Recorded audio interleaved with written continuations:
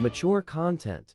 The following stream contains content that may not be suitable for all audiences, including mature themes, strong language, and potentially sensitive material. Viewer discretion is advised. What up, everybody? Welcome in. Going to watch the Stefon Diggs trial, day one. If you missed it, whoo boy. And also keep a lookout. I'm going to keep a lookout for the verdict for Thomas Stein. We'll go live. Check that out if it comes in. If you hear about it before me, please let me know. Hey Kay, hey Simi, hey Drenda, hey Shelly. So let me just set this up here. All right.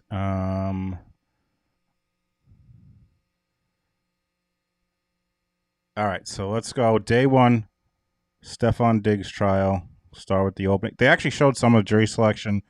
Not much, but regardless, we're not watching it. We're going straight to the openings.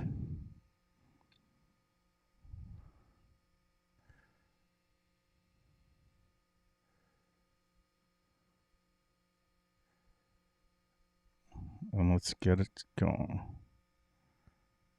Here is the prosecutor.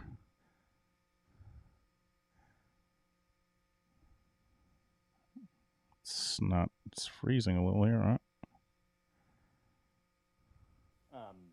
Do we need to address those at this time, or are we ready to bring in the Oh, jury yeah, the and volume was a proceed with problem. Let me get the volume booster.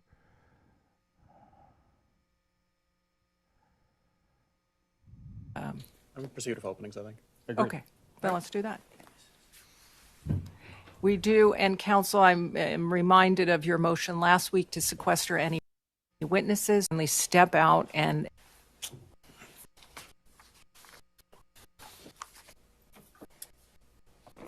What just happened?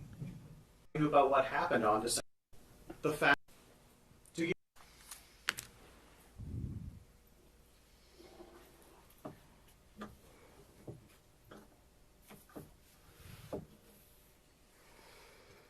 Hey, Abby, Trevor, Neely, Chris. Yeah, Abby, this was... I'm going to hold off on saying what I... Well, maybe I won't hold off. Let's just start this. Come on, what are we doing? All right, here we go. Good morning. My name is Drew Virtue. I introduced myself earlier. Still a little bit low. Gotta make it a little bit louder. God damn it, what the hell just happened?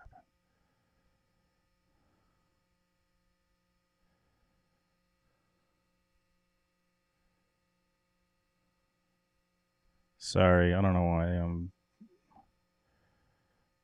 And as you can see here in the display, the green box.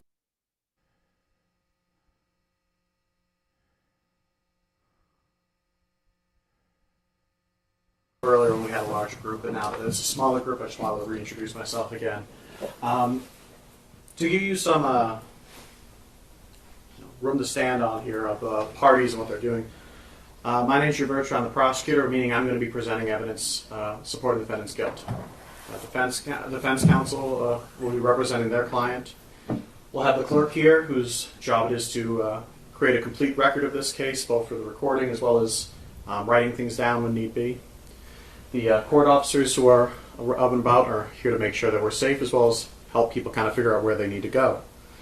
Let me just say, not a good sign for your case when the prosecutor has to start his opening statement by explaining to people how the court works and the people involved. No one cares, dude. Just start with the statement about what's going on.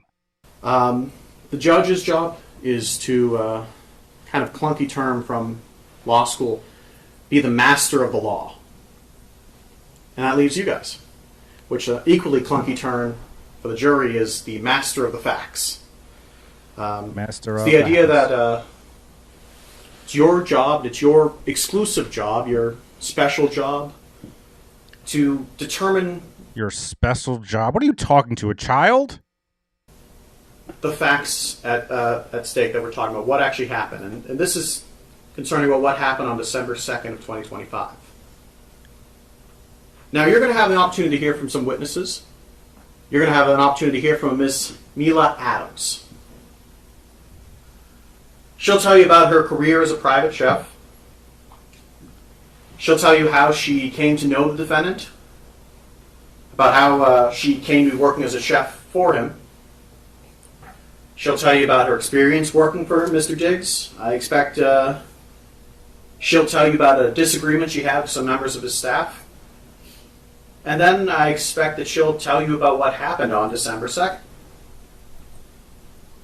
And I remind you, it's your job here today to determine what happened on December 2nd. I expect Ms. Mila Adams, when she takes that stand, she'll tell you how she was texting with the defendant, her boss, Mr. Diggs. That on that text they started arguing, they started name calling. I expect she'll tell you how she was in her bedroom at his house, how he entered her bedroom. Now, normally I would say, what do you mean you expect? You know what she's going to say. But after watching her testify, I understand why he's saying, I expect, because who knows what's going to come out of that woman's mouth. You'll see. Walked up to her and slapped her. I expect she's going to tell you how he put her in a headlock, the difficulty she had breathing, that he threw her on the bed, and then he left. I expect she's going to tell you then how that affected her, what she did after her, how she continued working for him afterwards, how she had a dispute with him over a payment, how his staff told her that she needed to sign a non-disclosure agreement to get paid. I expect she'll tell you that it wasn't until after this incident in December 2nd that anyone talked to her about a non-disclosure agreement. I expect for her to tell you how she eventually left that job as a chef, Mr. Diggs, and how she eventually reported what happened to her to the police. You also have an opportunity to hear from an officer from the Dedham Police, one Kenneth Ellis. He'll tell you about his training that he undertook in order to become an officer, and how on December the 16th, Ms. Mila Adams came to the Dedham Police Station to talk to the police. He'll be able to tell you a bit about that encounter, what he saw, a little bit about that conversation, and ultimately how he chose to, how charges were filed against Mr. Diggs. Now, in this case, Mr. Diggs has no obligation to call any witnesses. He may choose not to call any witnesses, and you cannot hold that against him. But in the event that he does call witnesses, I ask that you give his witnesses the same care, the same attention, and the same scrutiny that you give to the Commonwealth's witnesses. It's part of your job as jurors, as the master of the facts, to listen to every witness, to pay attention, and to assess their credibility. Oh, man. Oh, man. Buddy, you're in trouble. In doing so, I ask that you keep two things in mind. One, what the witness had an opportunity to see or not to see. Whether the witness had an actual opportunity to witness the crime or just saw things in and around it. And two, what sort of financial relationship each witness had to Mr. Diggs. I imagine the defense may argue that Ms. Adams' financial dispute with Mr. Diggs is an important part of this case, and I'd say it is an important part of this case. But just in the same way that her financial relationship to Mr. Diggs is important, so is all the witnesses' financial relationship to Mr. Diggs. Now, at the conclusion of evidence, I'll have an opportunity to come back to you again. During that time, closing arguments, I'll ask you to come to a decision based on the evidence you heard. But right now, what I'm asking you is to not come to any decisions. Right now, your main job is to listen. It's to pay attention, to give every bit of evidence the attention and the scrutiny it deserves. And when I say every bit of evidence, I do mean every bit of evidence, because in cases like this, every bit of evidence is important. Thank you. Oh, man, dude. He almost already lost with that opening. I mean, I feel like he has to know how shitty his witness is. How Counsel, could he do you not? care to open? Here we go. Good afternoon. Yeah, ladies and gentlemen. The assault the Commonwealth just described in their opening statement in only a few sentences. It never happened. Did not happen.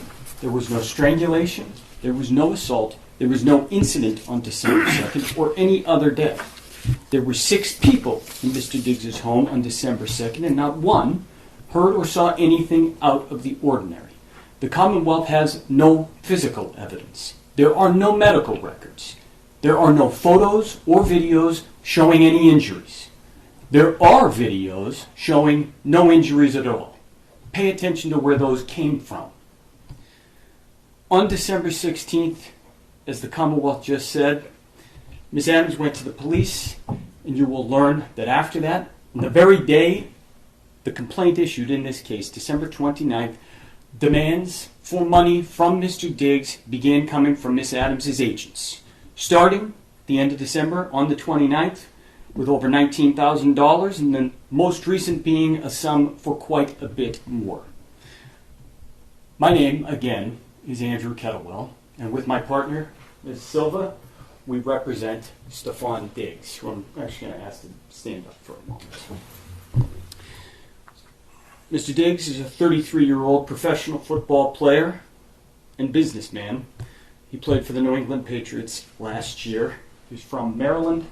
He's joined here with his mother. Thank you. Normally, I'm not a big fan of having the defendant stand up like Murdoch did in other cases, but I think in this instance, he's having him stand up to be like, this is a professional athlete. This is a strong man, and you're going to hear some testimony.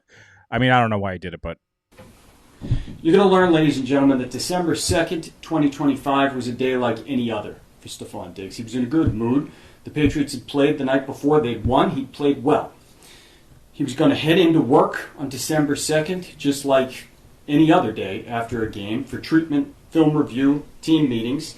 And that night, on December 2nd, 2025, he and his closest friends were scheduled to fly to Miami, Florida. That was for the 1 week off he had during the season, the 1 week of vacation. It's called a bye week. During that day, after he went to work, friends began arriving at his house, folks who were also joining him on the trip to Miami. There were other people in his house. One of those people who I expect you're going to hear from is his assistant, Janelle Salas. You'll hear people refer to her as Sonny. You're going to hear from Miss Salas that for the entire afternoon, she was in Mr. Diggs' home, in Dedham, on Schoolmaster Street, sitting in the kind of main area, living room, kitchen area, watching people come and go. And she was getting things ready for the trip that night. Miss Adams, you're going to hear, was also in that house. She lived and worked in that house as Mr. Diggs' chef for the regular season. And that was from July 2025 to December 2025. That morning, Miss Adams was not happy. Instead, she was quietly seething about being left off that trip to Miami. I mentioned they were going to Miami that night and that Mr. Diggs is a businessman. In Miami, you're going to hear that there was an art show where a furniture line he collaborated with a person on was being displayed. But also in Miami, you're going to hear that... Oh, that is audio from other case. Touch base. Super. Hold on. Thomas Stein, let's see what's going on.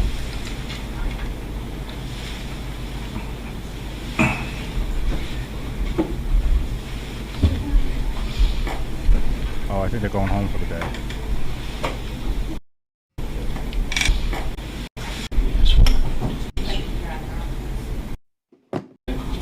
Yeah. Okay. Yeah. Sorry, I know Straight you. to voicemail for me. Okay. I think they're just going home. Mr. Diggs had a birthday party. He had just turned 33. And that there was a week's worth of fun. And Miss Adams initially was expected to be on the trip, but she had been left off. And she'd been left off because she'd spent the previous several days feuding with that business partner from the furniture line who was in Miami. And that person's name is Lindsay. I'm going to get back to that in one moment. But why was Miss Adams so frustrated that morning? Why was she so upset about Mr. Diggs taking Miss Lindsay's side in a feud over hers. It's because Miss Adams wasn't just a chef. She had known Mr. Diggs for years previous to ever working for him. They had been friends, and at times they'd been friends with benefits. That relationship had led to Miss Adams getting the job to cook for Mr. Diggs. She got to live in the house.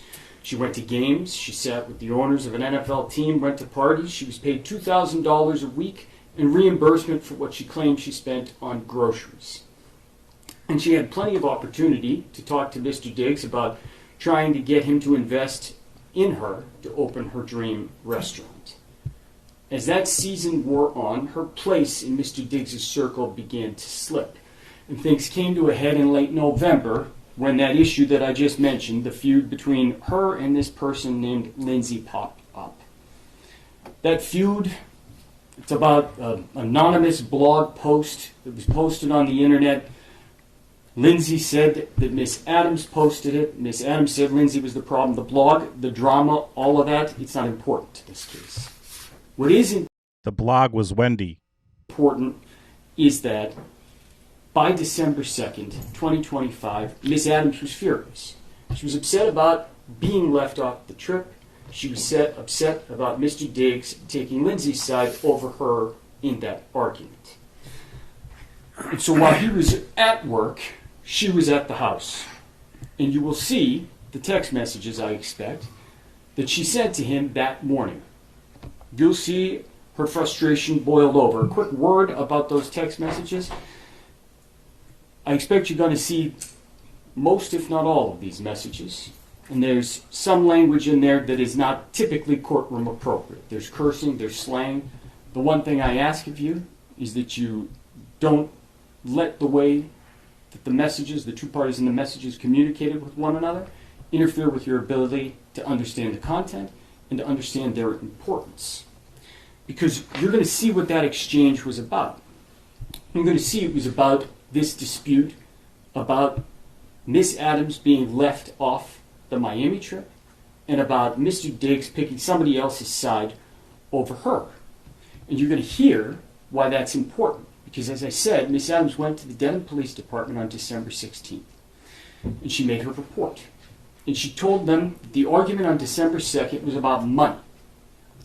She told them that's what the fight was about, over text and in real life, and that's how things got out of hand. She didn't mention Miami. Listen to what else she didn't mention. And 2 days later, she sent the Denham Police Department a screenshot of the text messages she said, and you just heard the Commonwealth say, led into that fight. Led over the phone to Mr. Diggs, coming into her room and committing this offense. And you're going to see those messages that she sent to the Denham police. And I expect that what the evidence is going to show you, after you've seen those, after you've seen all the messages that she did not show to the Denham police, the evidence is going to show you that she curated the messages. She omitted some, she removed other messages before she sent them to the Denham police to fit her narrative. By the way, on December 2nd, she indicated to the police as well that she had not been paid for November. You're going to hear a little bit about her payment and about her paperwork, and we'll get to that in one moment. A few of the people who you're going to hear from in this trial. Many of them do work or have been associated with Mr. Diggs. Sonny, his assistant, is one of the witnesses you're going to hear from. I indicated to you she was inside the home that day, sitting in the living room, watching people come and go, doing her job like normal. She personally spoke to Miss Adams throughout that day, and she'll tell you what she observed. You're going to hear from other folks who talked or texted with Miss Adams that day as well. You're going to learn that Mr. Diggs had a scheduled day. He was at work in Foxborough, and even after he got back from work, he had a set schedule. He had an IV treatment for 1 hour and a 2-hour massage that followed. Following that, as I said, they were getting on the airplane and they were flying to Miami. As for Miss Adams, what you'll hear is that there was nothing out of the ordinary. She was normal. She cooked dinner for Mr. Diggs on December 2nd. She chatted on the phone and spent the afternoon and early evening in the house, and that night she flew to New York City to spend her week off with friends. Now, I've said normal a few times already in this case, and let me pause and tell you what normal was like in the Diggs house. Mr. Diggs is a highly regarded professional athlete. He owns a clothing line, a furniture line that I've already mentioned, and other businesses. And he's a public figure. He's a coterie of family, friends, and staff around him at all times.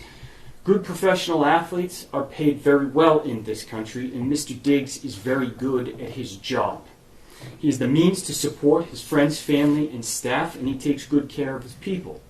You're going to hear that on December 2nd, he was taking his entire entourage on an airplane down to Miami and putting them up for weeks' worth of events and parties, and that wasn't even out of the ordinary. So normal in the Mr. Diggs house is a little bit different from normal in your house or mine. But just like any other person in this country, rich or poor. No, I usually get into fights with my private chef that I have living in my house, just like most of you, I'm sure. I'm sure most of you also have a private chef who lives with you. Mr. Diggs sits here an innocent man. And any preconceptions or feelings you have about athletes, wealth, or anything else, you have to put aside and not let interfere with the oath you just took as jurors. So we've talked about December 2nd because that's the day Miss Adams claimed this incident occurred. You're going to hear about other days as well. You'll hear a little bit, like I said, about that November blog incident because it led up to the text exchange on December 2nd. The text exchange, the Commonwealth just told you, led into this physical assault that Miss Adams claims occurred. You also heard a moment ago that she flew to New York City that night. And I expect that you're going to hear from the people she stayed with in New York City. Their names are Shy Charles and Natalia Moses. They're both hairstylists who live in New York City, and you're going to see videos from Miss Adams' trip. This guy is very much narrating, almost like, I don't know, it just reminds me of like the Twilight Zone, the way he's talking. To New York. And you're going to see in this City. Videos recorded only hours after she had landed. Hours after this alleged incident had occurred. Videos from later that week, the next day, and a few days after that. And when you hear about those videos, ask yourself, what am I seeing? Where did the information come from? And what can it tell me?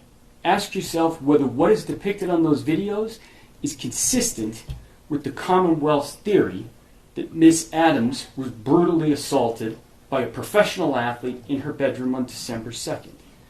Ask yourself, what would you expect to see from what the Commonwealth just described in a person's demeanor and physically on their body? There's an old axiom that the simplest answer that accounts for all the facts, that is the true answer. See if the Commonwealth theory accounts for all of the evidence that you're going to get to see over the next day and a half. One other thing that you are going to hear, the Commonwealth mentioned it briefly for a moment there, was that Miss Adams returned to the house in Dedham. You're going to learn that happened on December 9th, 1 week after she went to New York City. One thing you will learn about that return is that on December 16th, she told the police that she was only going there to pack her things. The evidence will show you that that was not true. She actually went back to work just like nothing had happened. Pay very close attention to the details surrounding her return on December 9th. How she got there, what she was doing, what happened after she got back to the house in the middle of the night at about 11:30 p.m. and walked in unaccompanied.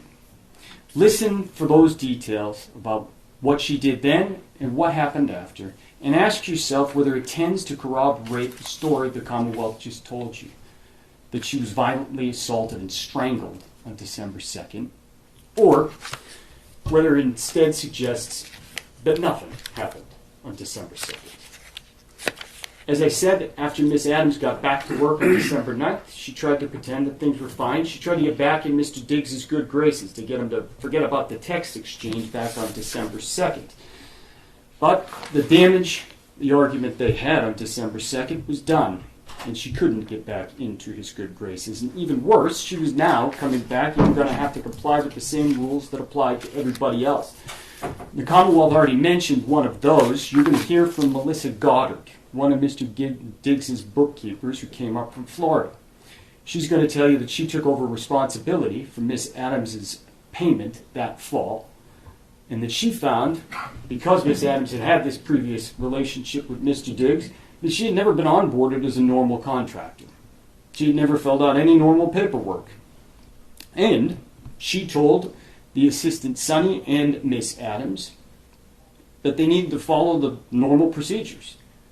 Miss Adams needed to sign proper paperwork, including signing an NDA just like anybody else. And she needed to submit actual receipts for reimbursements, just like everybody else. And you're going to see that Miss Adams ignored those requests until she couldn't anymore. And that happened around December 13th. On December 13th, you're going to learn Miss Adams got an email about that paperwork, and she got upset. She got mad again, and there was another barrage of angry text messages to Mr. Diggs. And this time, she wound up getting herself fired for good. I expect she's going to end up seeing those messages as well. Messages the police weren't told about, because the police weren't told she went back to work after December 9th. This time, some of those messages actually were about money, but also still the same Lindsay blog post issue of Mr. Diggs picking someone over her. The end of this exchange on December 13th was more specific than December 2nd. Mr. Diggs sent $2,000 via Apple Pay that Ms. Adams claimed she owed, and told her she did not need to worry about cooking for him anymore. She was out. And this time, she knew there was no getting back in. And listen to what happened when you hear the evidence after that, after December 13th. 3 days later, as you've already heard, Miss Adams went to the police. She didn't tell them about December 13th, or that she'd been fired. Instead, she told them a made-up story. She was furious, and she wanted Mr. Diggs to pay in every sense of that word. And what you will hear is that her She wanted his toupee? His toupee? demands for money, as I said, began on December 29th, the same day the criminal complaint issued in this case. You will also hear that as this case has gone on, and public pressure has grown, that number has only gone up. And I will let her tell you what number she is now demanding from Mr. Diggs. Ladies and gentlemen, Mr. Diggs sits here an innocent man. That's the beauty of the American justice system. You heard a little bit about the way trial works. You heard that the burden is entirely on the Commonwealth to prove its case. Their burden, proof beyond a reasonable doubt, it's the highest burden in our system. And as Mr. Virtue mentioned, Mr. Diggs has no burden whatsoever. One thing Mr. Virtue and I agree on: be skeptical with every witness. And financial incentives certainly do play a role in this case. We will call witnesses. We do so to give you the fullest possible picture of what happened and what did not happen on December 2nd, to give you the clearest picture of the truth. But that does not mean that we have to prove a single thing. The Commonwealth bears the burden, and the burden never shifts. That's how our system works. That's the beauty of it. That when an innocent person like Mr. Diggs is charged with a crime they didn't commit, what can they do? They can do this. They look the Commonwealth right in the eye and they say, "Prove it." And that's exactly what Mr. Diggs has done. That's why you are here, ladies and gentlemen. That's what a trial is. Mr. Diggs has chosen to place his fate in your hands. You, ladies and gentlemen, are the most important part of our system. I thank you, and Mr. Diggs thanks you, for being here and for your service. You are the only people who can and who must hold the government to its burden. And the way you do that, it's not fancy. It's by using your common sense, your life experience, tools you use every day of your life to weigh credibility and to make decisions. And our system depends on that. You are the judges of credibility. And so I ask that you listen carefully, that you keep your full attention while you're here, and that you remember that the simplest answer that accounts for all the facts is the true answer. One of the worst things that a person can go through is to be charged with a crime that they didn't commit, especially in a situation like this one, where the charge hinges entirely on the word of a single person, and that person has millions of reasons to lie. So let's have a trial. And at the end of it, at the end of all the evidence, after you have heard it, I'm going to have the opportunity to come back and discuss the evidence as well. And at that time, I'm going to ask you to deliver what I expect will be the only true and just verdict in this case. And I can tell you right now that that will be to find Stefon Diggs not guilty. Thank you. Thank you, counsel. Well, that opening was approximately, if I had to just give a number to it, 10,000 times better than the state's opening. This guy is so cooked. This guy's by himself. He doesn't even have someone helping him. I don't know why they... Well, for those who haven't seen yet, you'll see what I'm talking about. Just wait till we get to this testimony. Just wait. Just wait. Your the Commonwealth call Mila Adams. Here we go. Come on down, Mila. Thank you very much.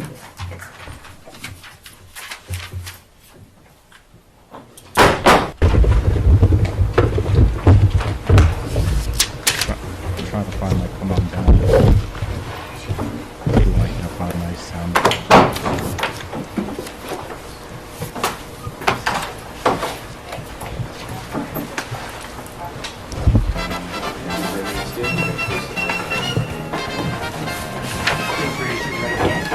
You solemnly swear the testimony you're about to give in this hearing shall be the truth, the whole truth, and nothing but the truth, so help you God. Yes. May I inquire? You may. Here we go. Good afternoon. Good afternoon. Could you please state your name and spell your last name for the record? Jamila, Jamila, Adams, Adams. And do you normally go by Jamila or? I go by Mila. Mila, okay. And what do you do for a living? I am a professional chef.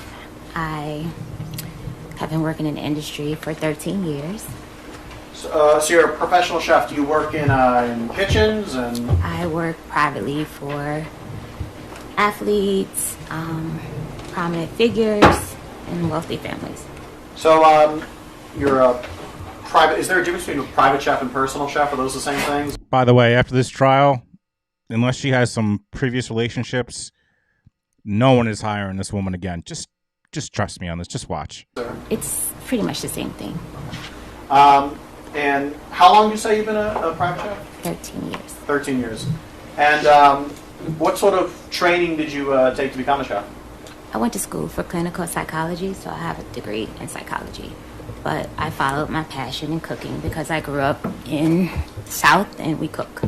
So I did some training in France and also Italy. And kind of very generally, what does a private chef do?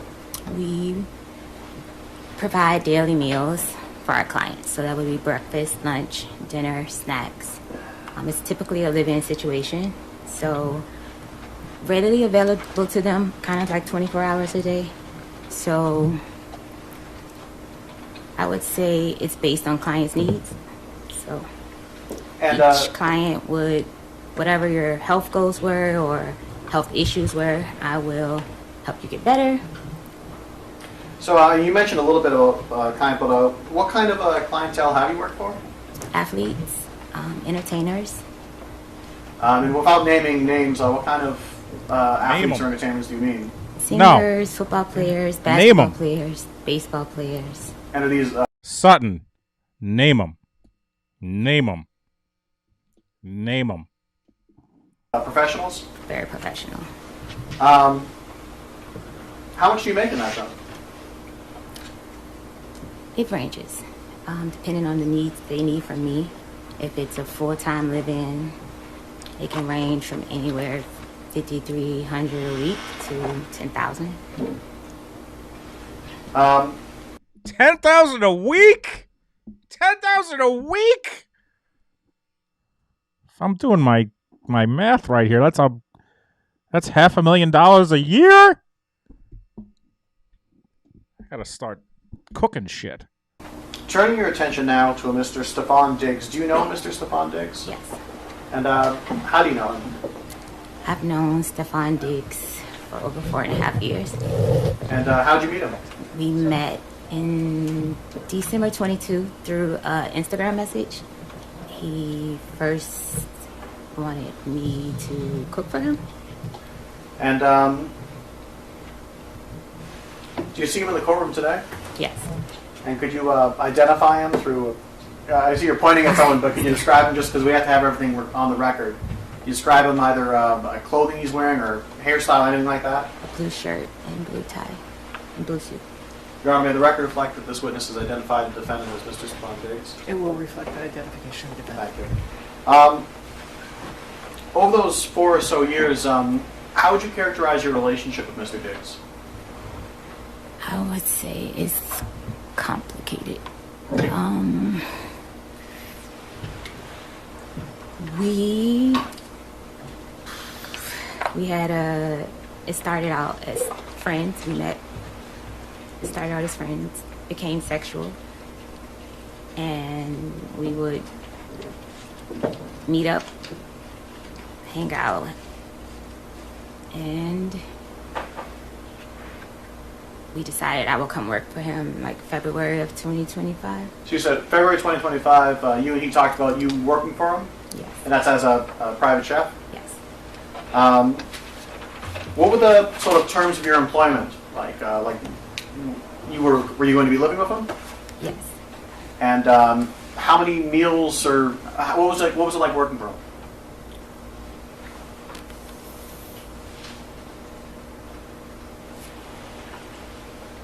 Can you say that again? Yeah, yes. Dude, this dude, like, he should have known never to give her, like, an open-ended question like that. God, this...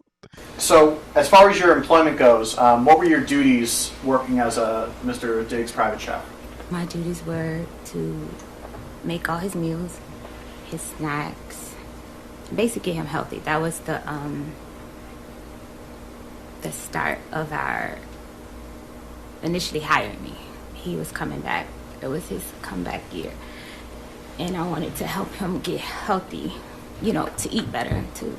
So, how does it, do you create a menu? Does he just tell you what he wants? Do you... I'm skilled with recovery, so I knew what it would take to get him, help him get healthy and stay healthy, to help him change his diet. So it was more so like diet change would be the focus, and just overall help. And did you would you cook just for him or for other people as well? Yes, I will cook for whoever was in the house. And I know you mentioned earlier your breakfast. Is that the sort of standard? Was it every day breakfast, lunch, dinner, and then? Yes, breakfast, lunch, dinner, snacks. And how much did you get paid for this? We agreed on $2,000 a week. And how did you get paid? Finance office would pay me. So you said that you, while this was staying in his house, right? Yes. Where was this house? 7 Schoolmasters Lane. In what town? Dedham. And could you describe this house? What was it? It was a single family home? What do you mean by that? What was it? Was it an apartment? Was it? It was a single family home's house. And how many floors was it? Basement, middle floor, a landing, and then top floor. So 3 floors. And so, where was the kitchen? The kitchen was downstairs on the floor you come into the house on.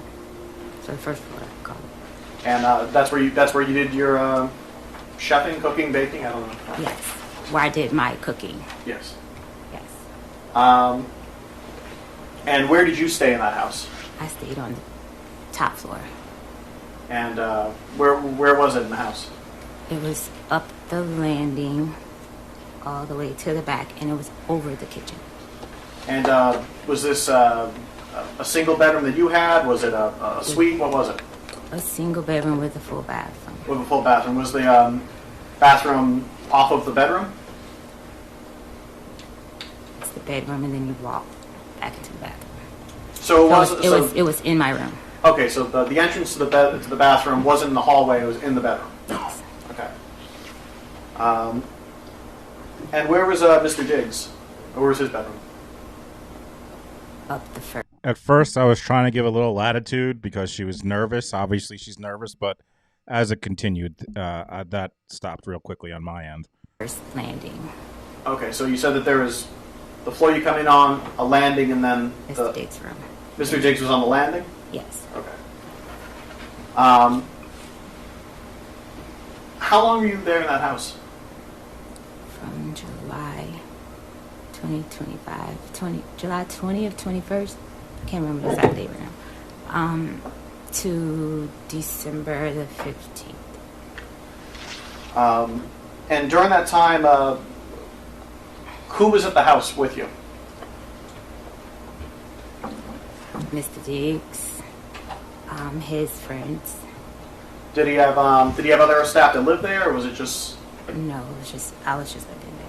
He had friends that basically lived there. Okay.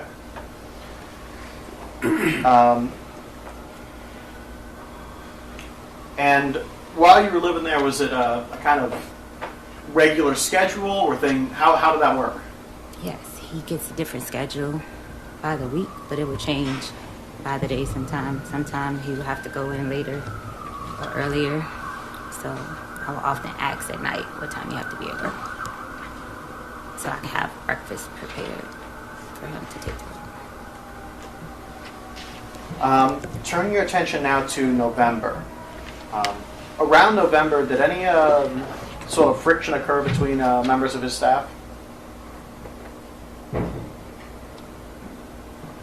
Yes. And what was that?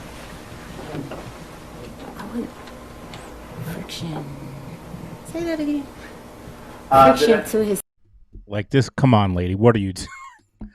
Friction. Was there any sort of, maybe I should say this, what if anything happened near the end of November? Yes. A Instagram DM message was sent to his child's mother's friend, and this message was stating that I was telling his personal business of women that he was sleeping with that worked with us, that worked with me, and yeah. And so, as far as I can remember, And based on her testimony today, I absolutely believe she was doing that. what that message said. and So, how did this create friction within the people working for Mr. Diggs? I was confronted by Mr. Diggs if I said these things. But it had already been Mr. Diggs had a ongoing sexual relationship with Lindsay Bolin, and this person, she didn't like me. That fact that I She just loves to add information. She had to get that out. She was dying to get that out, even though we didn't ask about that. Oh, she just loves to add additional shit to these answers. Just wait, guys. Just wait. was in the house. So you mentioned Lindsay Bolton. Who's that person? Lindsay Bolin, it works for Mr. Diggs. And how? Like, what does she do? I can't quite answer that.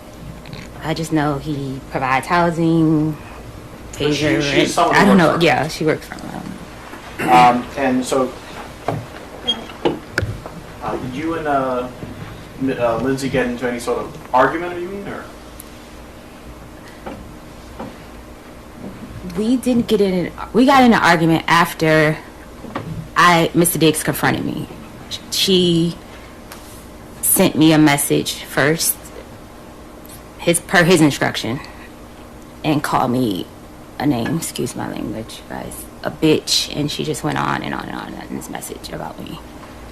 Objection. See, right there is where I'm like, where I really started to dislike her. Right there, like where she's like, "Excuse my language, guys," to the jury. No, just answer the fucking question. Like, I don't mind if you curse, but don't go to the jury. Excuse my language, guys. You're not friends with the jury. Don't excuse my language, guys. It's not the first time she does it several times. Coming up, she'll do more times. Like that shit. immediately is like, I don't like. I'm already disliking her. I bet you the jury. What do you? Sorry, guys. Just answer the question. He sent me a message first, per his instruction, and called me a name. Excuse my language, guys. A bitch. And excuse my language, guys. Are we BFFs? Just answer the fucking question. She just went on and on and on in this message about me. Objection, Your Honor. May it be heard at side by? Yes.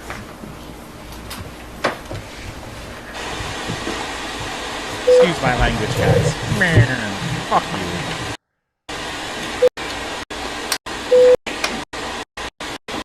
Staff go down to a trip to Miami. At some point, were members of Mr. Diggs' staff going to go down to a trip to Miami?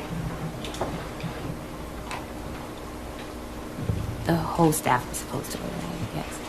And you said the whole staff. I wasn't finished on that last question. That's fine, but I'm asking questions now. And there it is. How long have you been watching testimony where the prosecution, where she's already getting into it with her attorney, not her, with the prosecution. She's already getting into it. She is the worst. The whole staff was supposed to go there, yes. By the way, she stops talking. She stops talking. The whole staff was supposed to go there. Yes. He asked another question, and she's like, I wasn't done there. The whole staff was supposed to go there, yes. You said the whole staff. I wasn't finished on that last question. That's fine, but I'm asking questions now. Okay. I guarantee the jury can't stand her. I would bet so much money. She's so irritating. So at some point, members of his staff were supposed to go down to Miami, right? Yes. When you said the whole staff, how many people was this? His assistant, myself, and his friends. It was him. And also, she seems like the type that probably thinks this went phenomenal for her. She also seems like the type that if she saw my tweets, she would reach out to me and like yell at me. Like she just. And did you end up going down to Miami? No. And why is that? Mr. Diggs told me that I couldn't go because me and her had an issue from November 26th issue. Your Honor, may we proceed with some questions? I think that what happened here, not this prosecutor, whoever the prosecutor was that decided to bring charges, whoever it was, if it was this guy or someone above him, had Stefon Diggs on their fantasy team. He did a shitty job. They lost their league, and he's like, I'm fucking bringing charges. I don't give a fuck. He got me negative. He had 3 drops. I'm bringing charges. I'm bringing them. 3 drops. He got me negative points. Lisa, so I am going to release you to... All right, now launch so we can fast forward.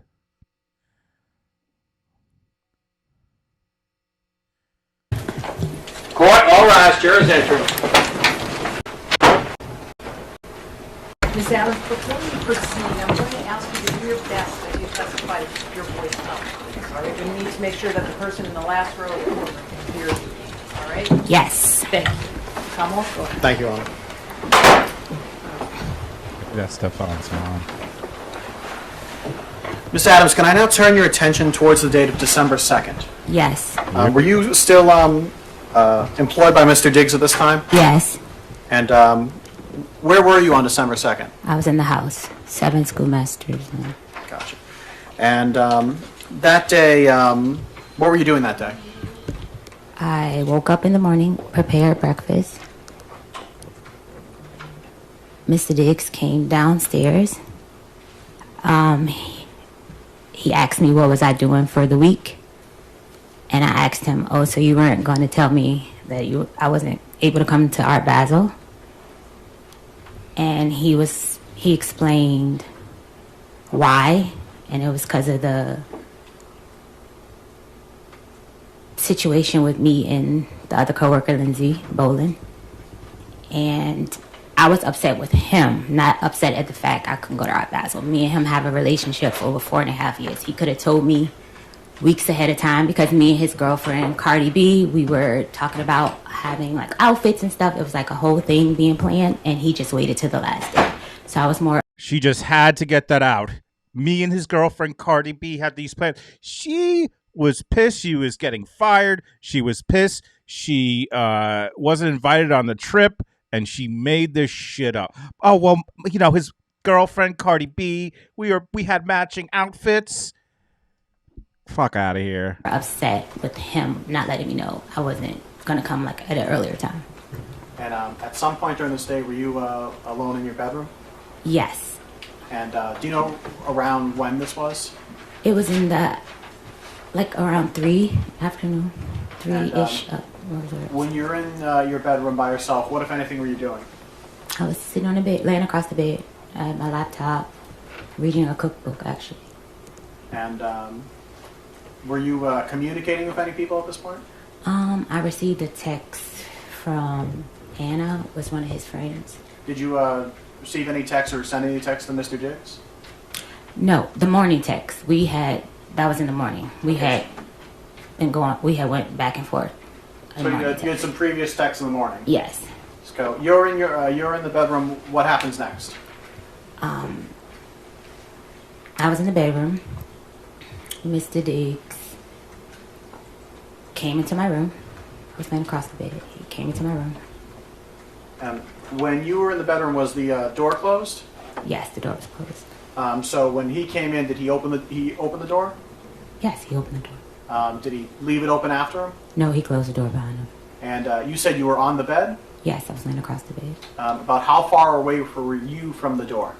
About 4 or 5 feet, something like that. So he comes in, closes the door behind him. What happens next? He asked me to come here. He walked across the room and like leaned back on the dresser. Okay, and just to give a kind of a sense, where's the dresser in the room in relation to like the door and? Across the room, alongside the bathroom door.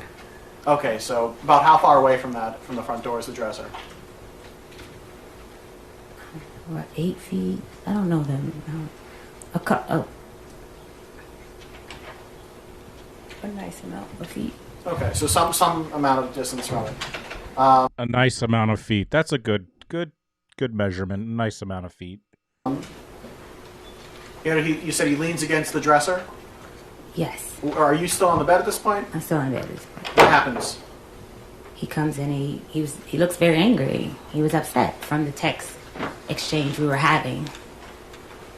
And in that text exchange, he was calling me bitches. By the way, if you are really, this is a felony. This is a felony charge, the strangulation.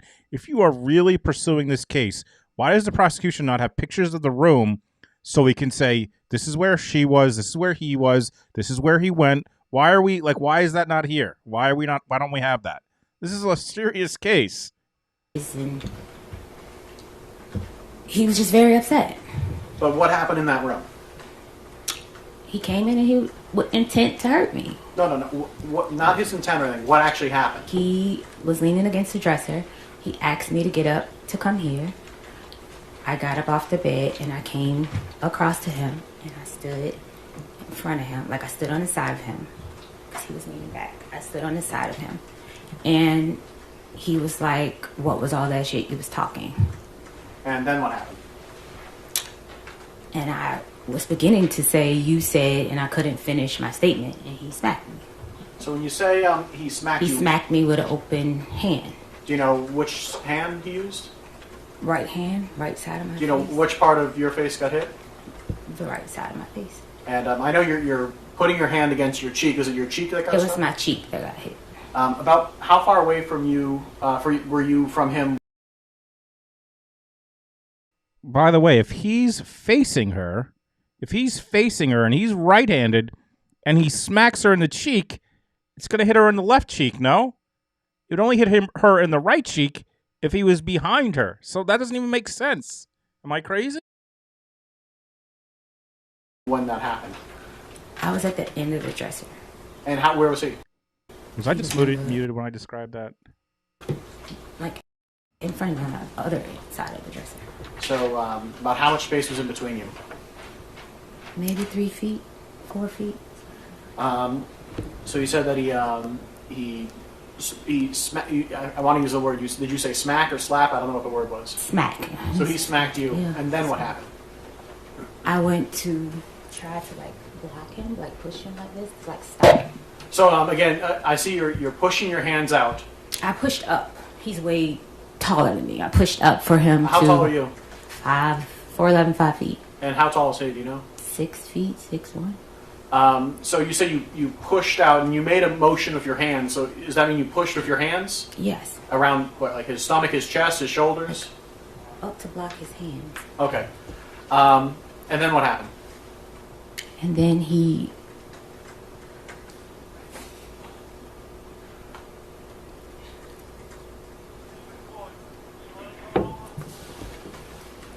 No, I don't believe it. Can I have a second? Oh, come on. Yes, you can. Like, what? What are you doing? She's not even crying.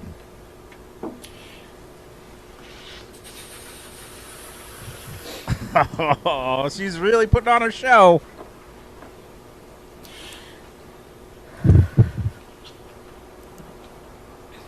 Great. Come on, man. When I went up to push his hand, like block him, like block him, he took his arm and he like came around my neck with the grip of his elbow around my neck, and he began to choke me, pressure on my neck with his elbow. So you said you pushed against him and then he put his arm around your neck? Yes. Do you know, were you facing away from him? I was facing him. You were facing him, he put his arm around your neck? Yes, he like spun me around. He spun you around? No, like I will have to show you more so than I can. So she's facing him. First he smacks her. She says the wrong cheek. And then she's trying to say he twists her around and then puts her in a chokehold? Describe it. Describe it as best you can. I was standing in front of him. When he slapped me, I went to like try to hit him back like this. And then it was like he tackled me. Like got me to try to keep from pushing him or protecting myself. And he put his arm around my neck like this, and he's choking me. So you ended up in a position where his like forearm or bicep was around your neck. Yes. And you said he choked you. What exactly? Did he put pressure on your neck? Yes, he put pressure on me. And were you able to breathe? At first, and it kept getting tighter, tighter. So were you able to breathe? Yeah. No. So she doesn't answer the question. Now it's no. About how long were you in this position? I would say roughly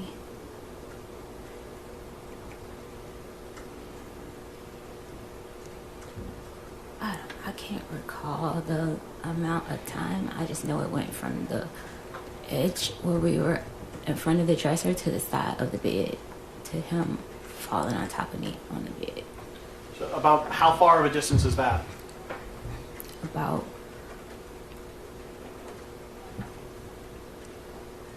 So if he's at the dresser, which I'm picturing is obviously away from the bed, he smacks her, and then he turns her so his back is still to the dresser and chokes her and pulls her back.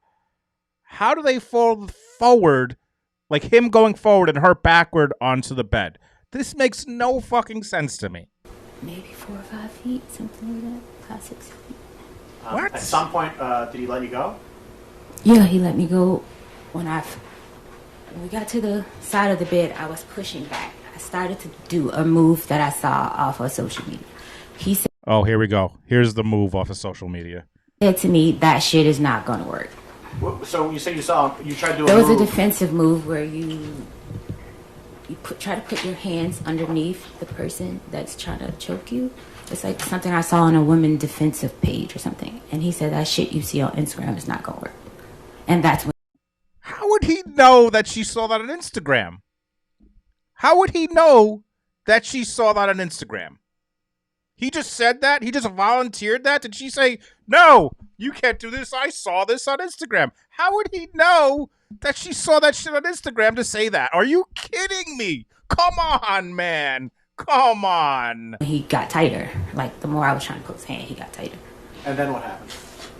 And then I was pushing back. And then he, like, fell down on top of me on the bed because I was on the side of the bed. And it was like, he was, like, letting me, like, I guess he was about to let me go.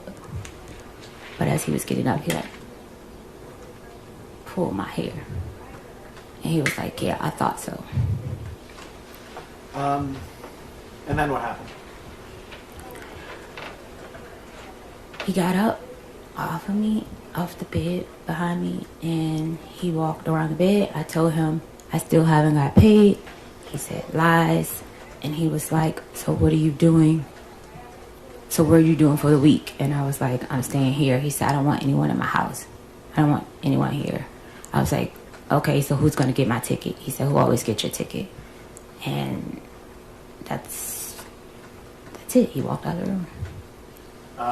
So just real quick, we got 85 people in here, 45 likes. If you could please hit that like, get this thing in the algorithm, share, do all the things. Have some folks join us. from the moment he entered the room to the moment he left, about how much time went by?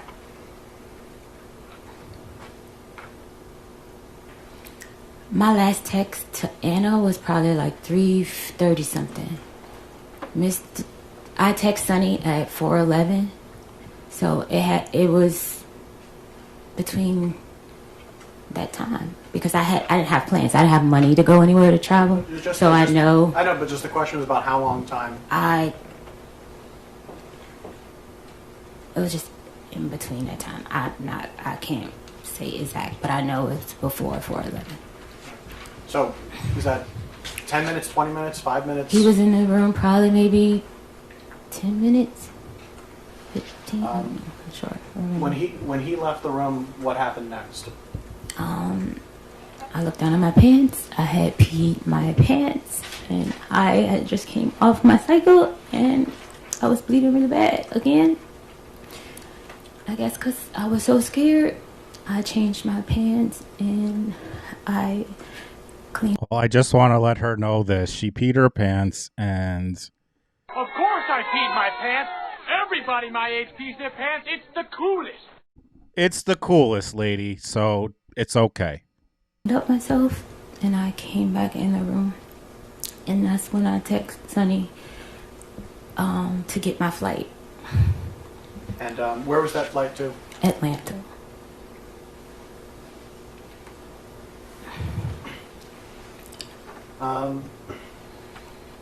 At some point, did you exit your... when you said you went to your bathroom, is that the bathroom that's connected to the bedroom, right? Yes. At some point, did you leave out your bedroom again? I didn't leave out my bedroom till later in the afternoon. But, so, at some point later on, you did. Do you know about how long you stayed there? In my bedroom? A while, because I was trying to figure out what I was going to do. So at some point, though, that later on that day, you exited out of the bedroom? Yes. And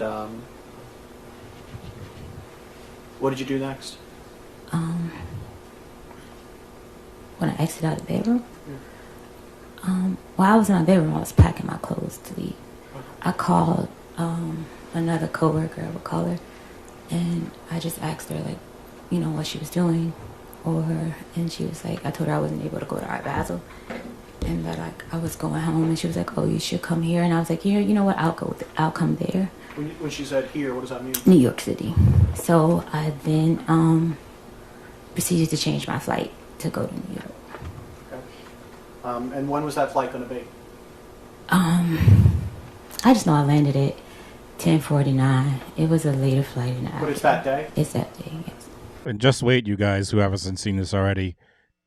She gets picked up, and the car has a dash cam, and then there's another video, like a Snapchat video, that's taken later. Just wait, guys.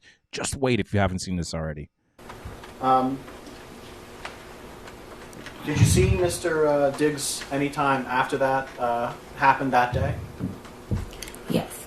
And what was that like? He was. Wait, whoa. Okay, everyone. If you're not already sitting down and have your safety buckle on. I need you to put it on right now, because just wait to the answer to this fucking question. Just wait if you haven't heard the answer to this question. She saw Stefon Diggs later on that day. Just wait to what this answer. Just wait. Just wait. Just wait. Oh my God, here we go. Yes. And what was that like? He was getting a massage, and I was leaving out. By the time I saw him, I was handing over birthday gifts that I had got. So when you said you're handing out birthday gifts, who were you handing out birthday gifts? To him. This is a gift that you had already purchased, or? Yes, I normally give him a birthday gift every year. That's right. After that happened, after he slapped her, choked her, threw her on the bed, she peed herself, she had her period, she soiled her pants, she had a change. When she left and he was getting a massage, she said, "Here's your birthday gift. Happy birthday." Are you fucking kidding me? What are we doing here, folks? I think if you're the prosecutor, at that point you're like, all right, get out of my office. Get the fuck out of here. If you're the cop, just get the fuck out. Don't let the door hit you with a good Lord split you. Are you kidding me? Are you kidding me? Are you kidding me? What are we doing? The waste of taxpayers' money. This is such... Come on, man. Come on. When's his birthday? November 28th. Okay, so this was a little bit afterwards? Yeah. Kai asked if I can play it again. Sure, I can. And what was that like? He was getting a massage, and I was leaving out. By the time I saw him, I was handing over birthday gifts that I had got. So when you said you're handing out birthday gifts, who were you handing out birthday gifts? To him. This is a gift that you had already purchased, or? Yes, I normally give him a birthday gift every year. When's his birthday? November 28th. Okay, so this was a little bit afterwards? Yeah. Hey, I just remembered after you strangled me that I forgot I got you a birthday gift like a week ago for your birthday. I'm going to give it to you now. I forgot to give it to you on your birthday, but I'm going to give it to you now. So at some point, did you leave this house? Yes. How did you leave to get to the airport? A car, an Uber. All right, and so an Uber came and picked you up and brought you to the airport? Yes. You went to New York. Was it New York City or New York State? New York City. Also New York State, yeah. Mm-hmm. And who did you meet up in New York City? I met up with Shy Charles, and she picked me up from the airport, and we went to pick up her friend Talia, and then we went to her ex-husband's house to pick up something or to do something she had to do. We were there. We ordered wings and watched a movie, watched some videos. And did you tell anyone here about what had happened to you? No, I didn't tell anyone there because they have their own interpersonal sexual relationship, so I wouldn't have never told her anything like that. How long did you stay in New York? I stayed in New York Tuesday to Tuesday, so 7 days the week. And did you come back to... so many times, it's like you're trailing off there. You're trailing off. To Massachusetts? Yes.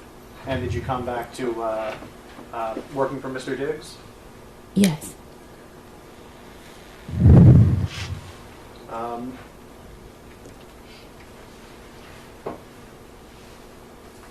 At some... By the way, again, just as a reminder, we haven't even got to cross-examination yet. We haven't even got to cross-examination. This is her case. This is the prosecutor who brought the case and her. And it's so bad. It's so bad. We haven't even got to cross. At some point, and I know this was a little bit before, maybe a little bit afterwards, but at some point were you talking to Mr. Diggs about money you felt he owed you? It was past wages. Okay. Yes. When did you first bring that up with him? During the week of Art Basel. I want to say like maybe the 5th or 6th. Of December? Yes. Okay. And so you felt that he owed you some money from wages that weren't paid? Is that what you're saying? I wasn't paid for the time of the month. Like I had been paid for the weeks that I put in at that time. Okay.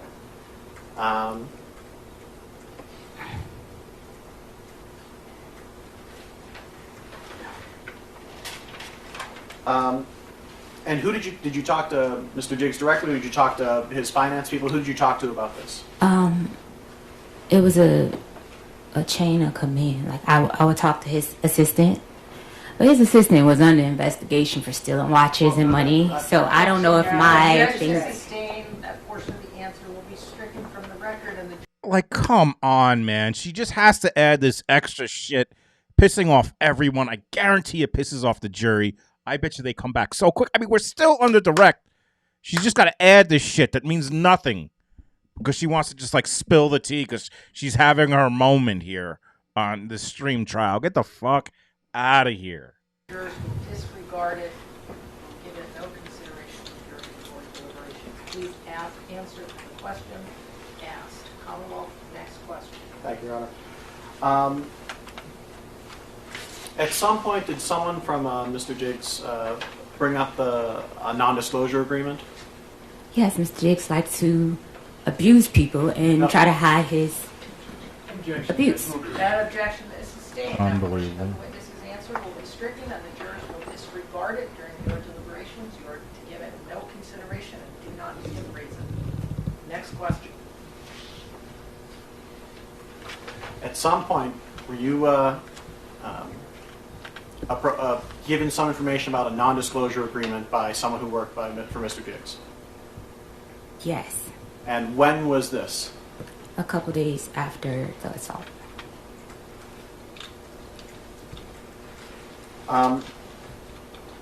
At some point, did you stop working for Mr. Diggs? At what? At some point, did you stop working for Mr. Diggs? I didn't stop working for Mr. Diggs until my last day in the house. I would say it was the 16th. So yeah, at some point. So December 16th, okay. At some point, did you report any of this to the Dedham police? Yes, And when was that? the Tuesday. Do you know the actual day, or just that it was a Tuesday? Tuesday? I left on the 15th. I left his house on the 15th. I reported on the 16th. Okay, So after I got fired and no longer had a job with him, and 2 weeks after this allegedly happened, I went to the police. Oh, okay. Okay. All right. Okay. All right. Okay. And did you call the police? Did you go there in person? How did that happen? I went there in person. And what happened when you got there? I was begging for my pay with Mr. Diggs, begging for days, Objection, Your Honor. and he refused to pay me. Objection is sustained. That portion of the response. Look at her rolling her eyes. Like, what do you mean I can't just say whatever I want? I was begging for my pay with Mr. Diggs, begging for days, Objection, Your Honor. and he refused to pay me. Objection is sustained. That portion of the response will be stricken and jurors will not consider in your deliberation. Answer the question asked. Phrase the question again. At some point, you arrived to the Dedham police station. Yes, Did you speak to an officer? yes, I did. And did you tell the officer about what happened on December 2nd? I was very hesitant at first because of his fame and power. So yes, but I Objection, did. Your Honor. Move to strike. The objection is sustained. That comment by the witness will be stricken from the record, and the jurors are to disregard it and not consider it in their deliberation. At some point, did you tell the officer about what happened on December 2nd? Yes, I did.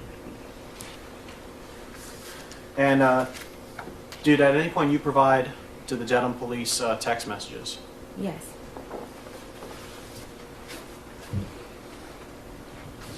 Your Honor, may I approach? Yeah. May I approach this witness? And when you're done looking at that, look back up at me. Do you recognize what that is? Yes. What is that? It's the text message exchange between me and Mr. Diggs. And is this the text message exchange that you provided to the Dedham police? Yes.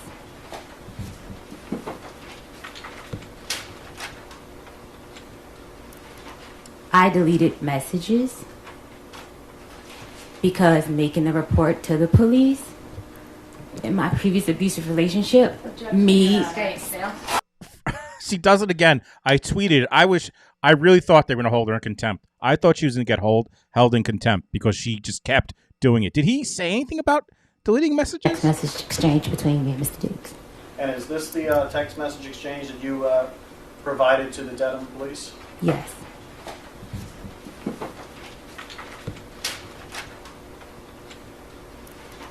I deleted messages. So he didn't even ask.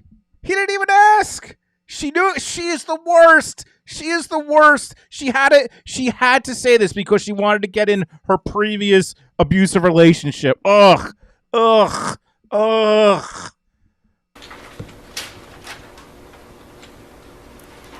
I deleted messages because making a report to the police in my previous abusive relationship, me. Okay, Sam. Stop. I missed that stop before. I missed that. Oh, they were all just so sick of her. Me. Okay, Sam. Stop. That part of the answer is stricken from the record. Jurors will disregard it. Now, please answer the question that is put to you. Okay. And if you don't understand it, you can have it restated for you. Counsel. I would have held her ass in contempt. Throw her in jail. After like the 5th time, that's it. You're clearly trying to just influence the jury. Get the fuck out of my courtroom. You're in jail. Come like little Woody in the Young Thug trial. Go to jail. Think about what you've done, and then come back, and we'll try to do this. Obviously, that can't happen, but. Oh yeah, now a sidebar because the judge is like probably this is probably the judge telling the prosecutor, get her in line, dude. No, I thought S was my shots. Where's my shots?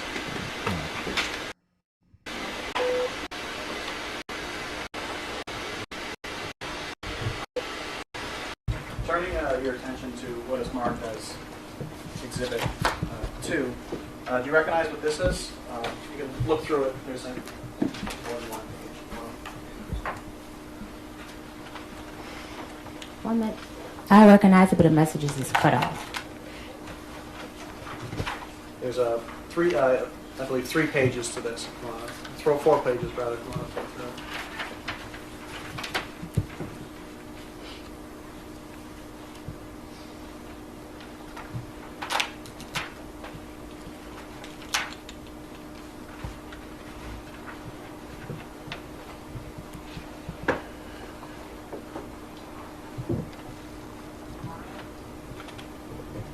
By the way, they are still deliberating in the Thomas Stein case. If they're still deliberating, I wonder if they're coming back today with the verdict. Again, I will go to that and then come back if we haven't finished. What these is? Yes. And what is this? This was in a text exchange. Between whom? Between me and Mr. Diggs. And when was this text exchange from? The morning into the noon, 12/2. Of December 2nd? Yes. Is there a difference between the text messages that you provided to the Dedham police and the text messages that are here? Yes. And what is that difference? I deleted bet and pussy, and I'm ruining that bitch life. Not mistaken. Yeah. And why did you delete those phrases when you provided those text messages to the Dedham police? Because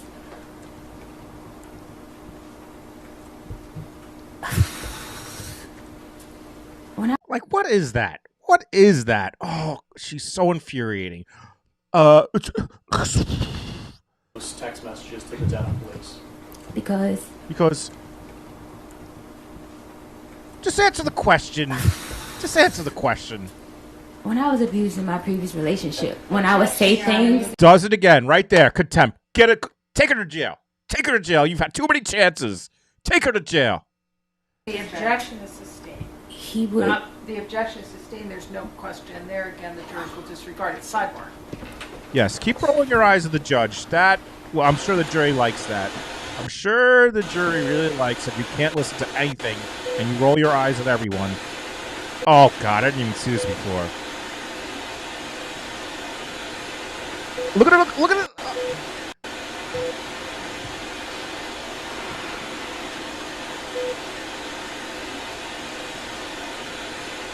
Oh, my God. Abby's in here. She had the best tweet. Hold on. She had the best tweet about this. I'm going to share it right now because it's so true what she did right there. You probably have seen the GIF. You've probably seen this before, but it's so true. This is totally what she was doing. This is what she does right there. It's so true. She's like pretending to cry and then is like looking at the jury. It's so true, Abby. So true. She totally does that exact GIF right here.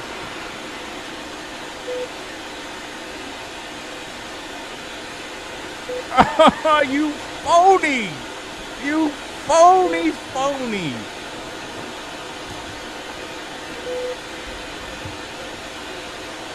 By the way, the beeping you hear is her case on life support.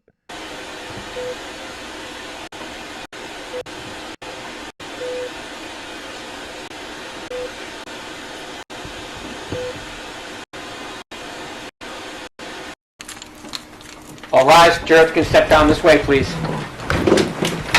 That sidebar was probably like the judge saying to the prosecutor, "Get her together, get her in line." And he's like, "I can't. What do you see what's happening? I can't do anything." She's like, "All right, I'm gonna give you like 5 minutes. Get her together."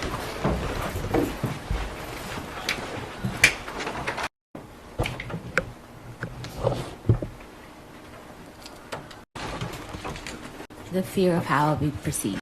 Text messages. So the question was, why did you delete text messages when you provided them to the Dedham police? The fear of how we proceed.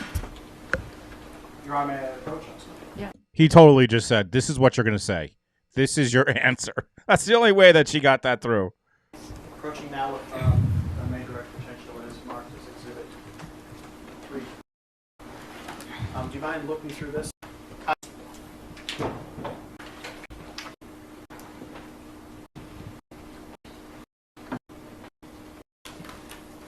Let me just that first bit. I'm reading all of them or just that first bit? Have you read a few of those? Only say, from what you've seen, do you recognize what these seem to be? Yes. And what are these? Text messages about the... Do you know who the text messages are between? Yes, between me and Mr. Diggs. And do you know when these text messages are from? 12/2. Yeah, 12/2. So were those text messages that were going on between you and me that morning of that day? Yes. And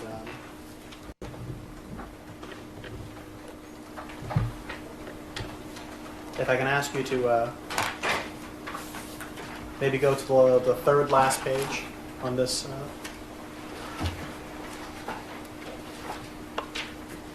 In this whole thing? Of this section. Your Honor, may I approach and... Yes.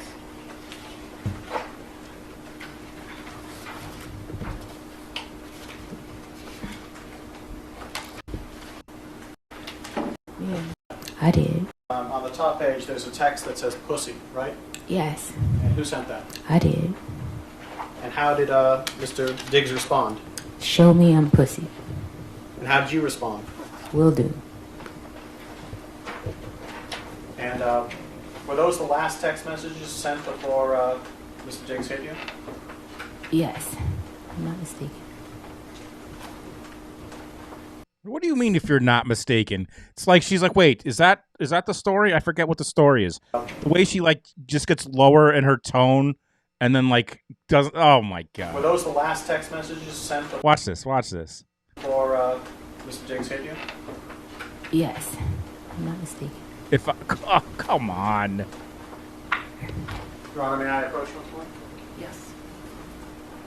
Bringing your attention now to what's marked Exhibit 4. Could you look through a few of these?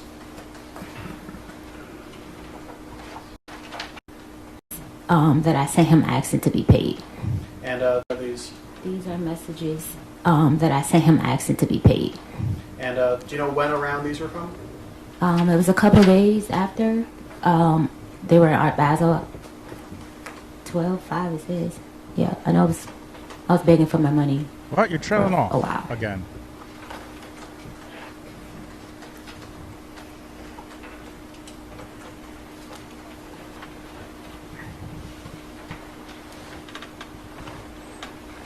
Just, I think, final question. When he was in the room, when he slapped you, when he put you in a headlock, was there anyone else in the room but you two? Just us two. And were there other people in the house? Yes. Do you know where they were in the house? Downstairs. If I'm not mistaken.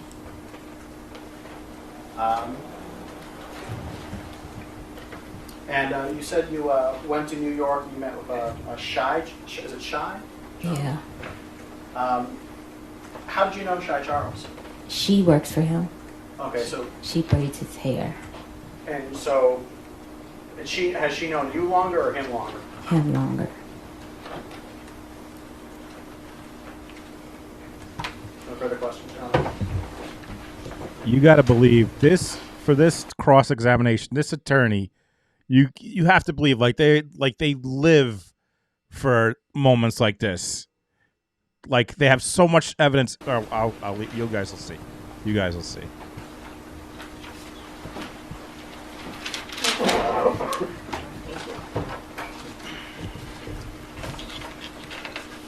Ms. Adams, today is not the first day you've told the story of what you say happened on December 2nd, true? True. The first time you told the story was on December 16th, right? Yes. And that was to Officer Ellis of the Denham Police Department, right? Yes. And you sat with Officer Ellis, right? Yes. And you told him your story, Yes. and he took notes of what you were saying. Yes. Because what you were saying was important to issuing a criminal complaint, right? Objection. I don't know what a criminal complaint is. I was Well- making a report. I don't know. You were making a report to the police Yes. about what you said was a violent assault, correct? Yes. And your purpose in making a report to the police about a violent assault was to start a criminal case. No. I made a criminal report to have a report to document it. So documentation was important to you, right? Yes. The story that you just told to this jury under oath was very different from what you told to Officer Ellis. Do you agree with me? Yes. What you said to Officer Ellis when you reported this crime, this so-called crime, is that you had been having an ongoing text exchange over money owed to you. Yes. You told the police officer who filed the criminal complaint in this case, based on your word, that your fight with Mr. Diggs on December 2nd was over money. True? Yes. Except you just testified under oath to this jury that you didn't start talking about money until December 5th, right? What did you say? You just testified under oath to this jury. I have been begging for my money since December the 5th. Mr. Diggs, and throughout those messages, you can see that I was begging for my money since that day. Which message? Are you talking about Exhibit 3 that you just looked at? It's other messages that you guys should have of me begging for my money from Mr. Diggs. Ms. Adams, Yes. do you recall testifying under oath to this jury that your fight on December 2nd was about Lindsay, your anger at Lindsay, and you being told you couldn't go on the Miami trip? My anger was at Stefon. I never said my anger was at Lindsay. You were angry at Stefon on December 2nd Yes. because you were told you couldn't go on I the was Miami angry at trip. Stefon because we were friends. He told me at the last minute I could not go to Art Basel. And yet when And me and Cardi B had matching bathing suits for Miami. When you walked into the police station on December 16th, you said you had been having an ongoing text exchange over money owed to you. Yes, money owed to me after I asked Mr. Diggs on December the 2nd, when can I get paid? Your Honor, may I approach?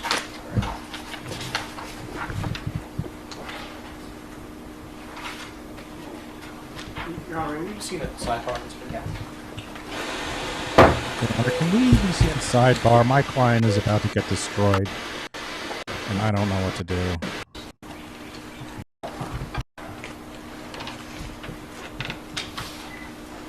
Do you recognize that document that I've shown you as the police report that was prepared based on your statements on December 16th? Yes. You've seen this report before? Yes, I made it. And you see on the report where it says, she said that on this date, the male that she worked for entered her unlocked bedroom. They had been having an ongoing text exchange over money owed to Adams. She said that they began to discuss this, which apparently angered the male. I did There's not. no question pending yet. Do you see that language? Yeah. Did you say that to Police Officer Ellis on December 16th?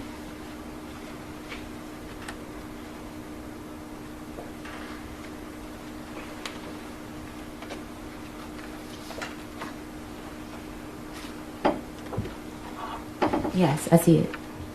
And that wasn't true, was it?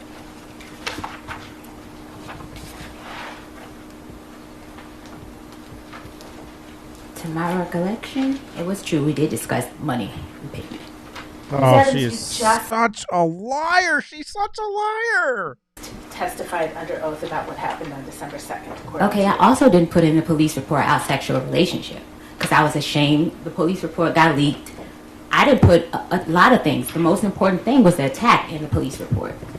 Me reporting anything outside of why he got upset, I didn't feel the need to put it. I was scared of how it was received by the public.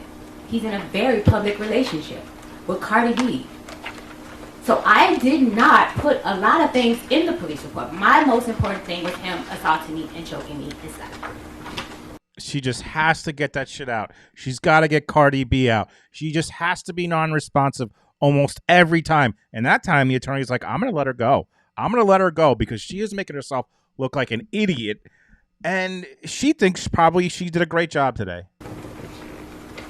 So that was the most important thing that I put in the police report. I was very vague. I didn't feel the need that I had to go and explain the relationship. When you were asked questions, you actually gave I didn't feel... Ma'am, you must wait until I finish the question. Wait until counsel has finished the question. Answer it. If you don't understand it, ask it. Because you didn't feel it was important. When you were asked questions about what happened on December 2nd, you lied. It did not change what happened on December 2nd.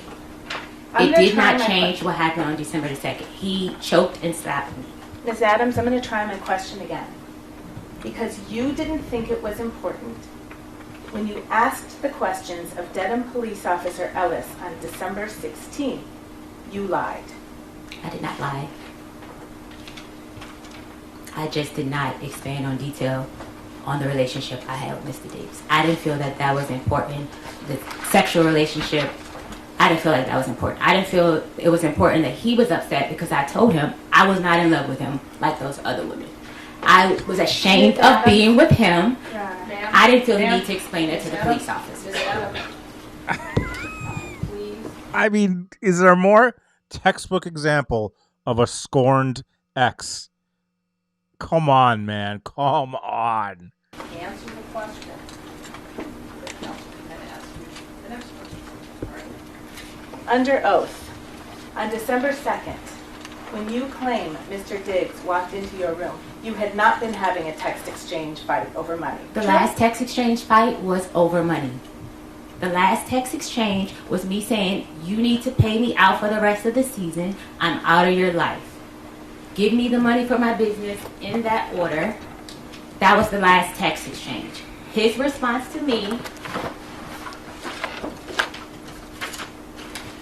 Well, ma'am, before we get to his response, why don't we get You to will what be you paying were me out responding for the to? season, and the money you said you would give. I mean, it's like a petulant child. What are you doing? What are you doing? She thinks this is a good idea. Like, it's just... For my business. Wasted my, excuse my language, fucking... Oh, look at the excuse my language. Fuck you. You gotta be kidding me. Oh, they have to hate her. They have to hate her. And the money you said you would give me for my business. Wasted my, excuse my language, fucking time being here because you have a, excuse my language again, fucking circus going on. I am out of your life. I am ruining that bitch life. All right, Ms. Adams, you're going to listen to counsel's question. You're going to answer that question, and then you're going to wait for the next question. This is not an opportunity for you just to say whatever comes to mind. Okay. All right? It is to be responsive to the question presented. Okay. Next question, counsel. Thank you, Anna. That response that you just read, that was actually a response to something Steph wrote to you, right? That was a text exchange It's a over yes money. or no question, ma'am. What was your question? What you just read into the record, that was a response to a text message that Steph sent to you, correct? Yes. And in that request, in that message that Steph sent to you, you understood you were getting fired, right? No. What Steph wrote to you is, "I'ma leave you be. Thank you for cooking for me for this season. I appreciate you. Hate it even got to this, but oh well." Right? Yes. And you understood when you received that he was telling you you were not going to be cooking for him anymore. No. You didn't understand that. No. And that's why you I mean, I almost believe her because she does appear to be a moron. responded with, "You will be paying me out this season and the money you owe me." No. Because you knew you were about to lose your job, right? I was not about to lose my job. You didn't understand, "I'ma leave you be. Thank you for cooking for me this season. I appreciate you. Hate it even got like this," as a sign that you were about to lose your job? No. Come on, man. Come on. In any event, you didn't tell Officer Ellis on December 16th when you reported this assault any of that, right? The last text message was about money. The last back and forth text messages was about money. Money he owed me for not finishing out the contract, and money he owed me that he said that he would invest in my business. So I took a lower pay because Stefon agreed Your Honor, may I have that witness instruction? I will have chance to work on my Ms. business by Adams? working with Ms. him. Adams, there's no question in front of you right now. And again, please answer the questions put to you. It's not an opportunity for you just to end with your score. You told other... Hold on. Oh, I didn't notice that the first time. Watch the judge here, guys. Watch the judge roll her eyes. I didn't do this. Watch the judge after she says her thing. Not an opportunity for you just to end with your score. You told other falsehoods to Officer Ellis, didn't you? No. Not to my knowledge. You told Officer Ellis that you had injuries from this alleged assault, right? I told him I had bruising, meaning redness, and soreness on my throat.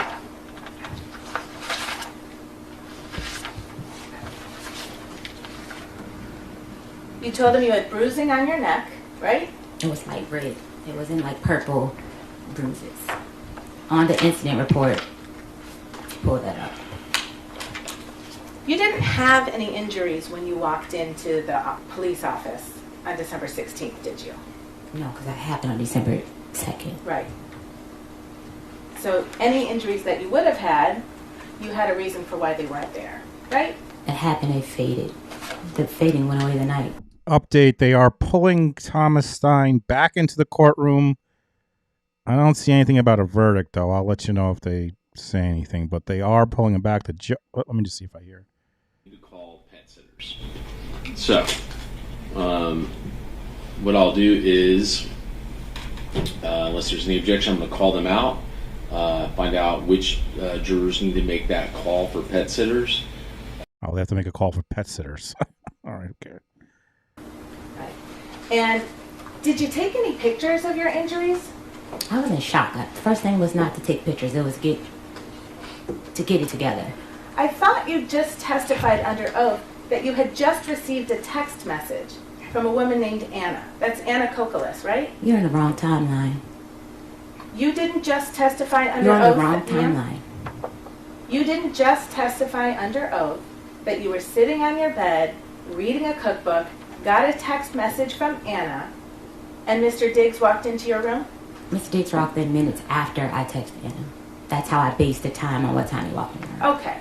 So you had a phone in your hand when he walked in the room? My phone was on the bed. I was reading a book. I wasn't texting her in the moment of Mr. Diggs walking in the room. No. Okay. But you had a phone right there in your room? Yes. And it's an iPhone? Yes. And it's got a camera on it? Yes. And you can take videos with it? Yes. And you do take videos with it? Yes. You take pictures with it? Yes. You take pictures of yourself with it? Yes. A lot? Not often. Not often. You have social media account for your business, don't you? Yes. Do you post things on your social media account? I'm not as active as I should be. You don't use your iPhone to take videos or pictures for that? I'm not a very active person on social media. I see. But you certainly had a phone in your room when you claim you were violently assaulted and injured, right? That has nothing to do or justify the reason I was attacked. Say yes or no question, ma'am. Yes, I had a phone. Okay. You took no pictures of your face or your neck or That your has chest? nothing to do. I need to finish my question. Okay. You took no pictures of your face on December 2nd, did you? No. No pictures of your neck on December 2nd, right? No. No pictures of your chest on December 2nd? No. You said Mr. Diggs hit you across the face. Did you have any marks on your face? No. You understand Mr. Diggs is a professional football player, right? Yes. He's an elite athlete. I don't know. He's an athlete. You don't know that he's an elite athlete? I guess. Okay. You call him that. And you testified he slapped you across your face? Yes. And you had no marks from it? I was red. I was red. I'm lighter complexion. Bruises, they get worse over time. Do you agree with me? It was redness. It wasn't bruises. Oh, hang on. There's an objection. Let me go on the objection. That is overruled. You may answer the question. I had redness, mark, like I'm light skinned. I turn red when. You also get bruises, don't you? If I hit something hard, yeah. Right. Exactly. And bruises get worse over time, right? Okay. I'm not Do they? sure. I'm not sure. I don't get bruises a lot. I don't recall. Do you recall telling Officer Ellis you were bruised on December 2nd? My idea of bruising is soreness, hurting. I was red. It was redness. My face was red and on my chest was red. That's your idea of bruising? I didn't turn purple or pink or anything like Again, I mean, she's lying, but she also is a moron. that. I didn't. It was redness. Because you didn't have any injuries when you walked into the police station on December 16th, Officer Ellis actually sent you a form to fill out to describe the injuries that you said you had on December 2nd, right? Yes. And you filled out that form, right? Yes. And you didn't do it on December 16th, did you? No. He actually emailed it to you, and you took 2 days, and then you emailed it back. True? Yes. Okay. And on that form, you put that your chest and throat were very sore for days after, right? Yes. And you put that you had redness, tenderness, pain, and bruising on your neck, right? Like I said, bruising for me is redness. It was sore. It was redness. Well, you filled faded out away, and literally like maybe by the next day, if earlier than that. My God. Miss Adams, when did you learn that the defense had provided videos of you to the Commonwealth? You guys won't believe this, but after I go to the beach and I don't put on enough sunscreen, for the next 2 days, I am bruised as shit. Maybe yesterday. Just bruises everywhere. Or Friday, I think. Sometime last week when I spoke with Drew. So last Thursday you met with Mr. Virtue to prepare for your testimony, right? Yes. And you met with your lawyer as well, right? Yes. Your lawyer is representing you in an effort to get money from Mr. Diggs. True? My lawyer's representing me my workers' comp claim, the injuries that I received on the job that Mr. Diggs refused to pay for. That's what my lawyer is representing me for. Are you sure about that, ma'am? She is my workers. I got my lawyer from workers' comp. We'll come back to that. Let's stay with the form. You told Officer Ellis on December 18th, so now 16 days after you say you were assaulted, that you had redness, bruising, and soreness on your chest, right? I told him that, or I wrote that. Well, you wrote it in a form. You took your time and you chose which answers to give, yes. right? Okay. And you told him your shoulders were red and very sore, right? Right. This whole area here was sore. Across my chest, up here. And you told him your whole body was sore, actually, didn't you? It was. You told him it was difficult for you to sleep. I was very upset. And I think you testified today that Steph supposedly put his forearm around your neck. Steph did put his forearm around my neck. Not his hand. No. Okay. But you told Officer Ellis he used his hand, didn't you? I told him to use this. This is the crook of his elbow. That is in the grip. Gentleman approach.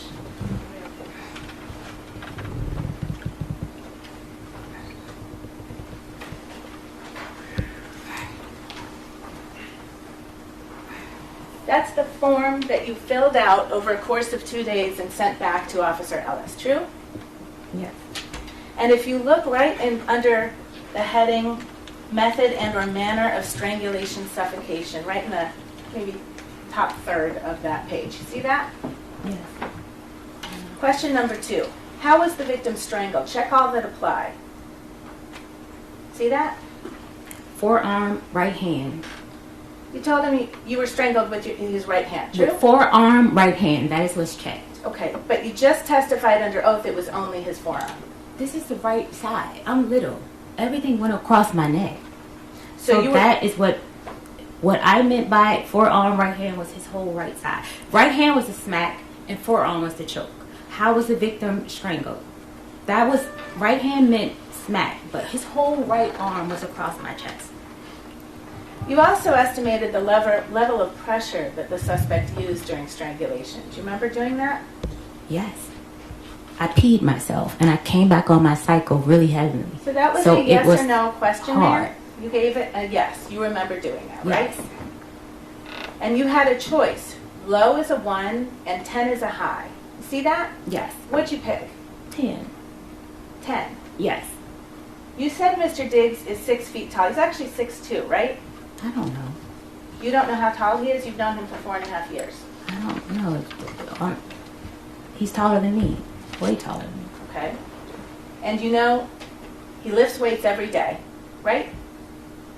He takes hits from 300-pound men, right? For his job.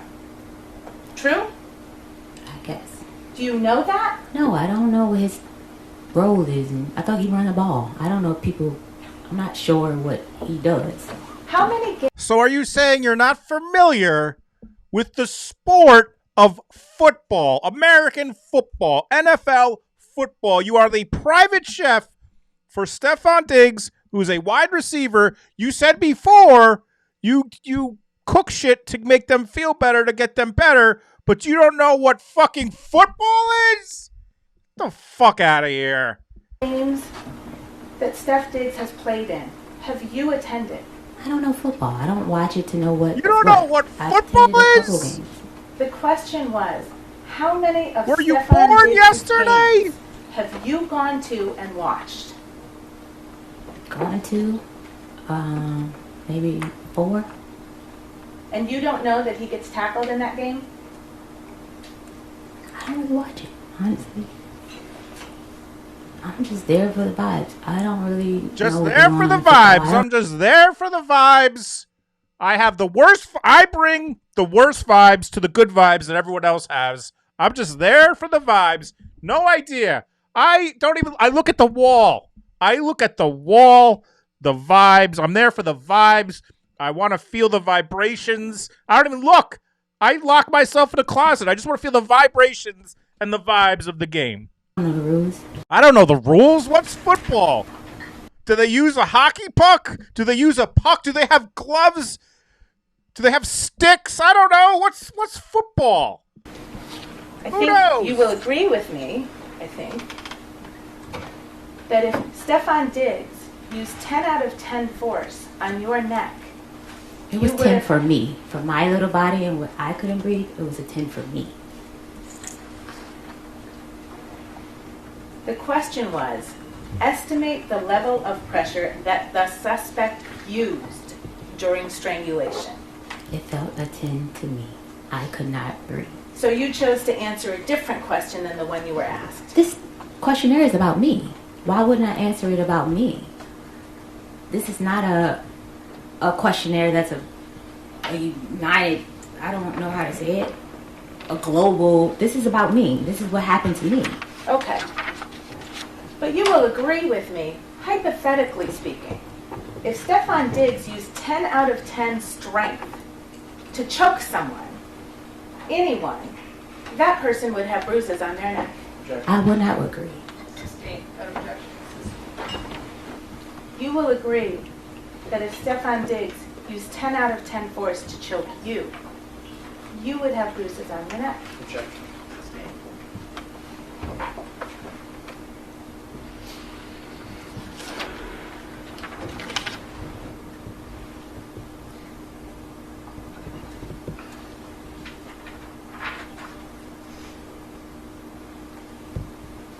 Now, you went to New York, you said, on the evening of December 2nd, true?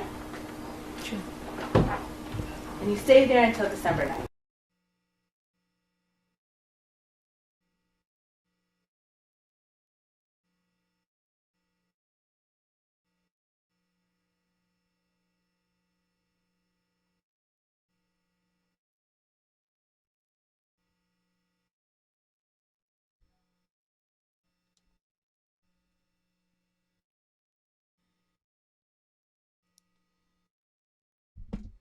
Look how she looked over at the jury there. She thought she was something because the defense attorney apologized. She really thought she won points with the jury there. Watch how she looks over to the. Watch her look at the jury. Oh yeah, you won points there, dopey.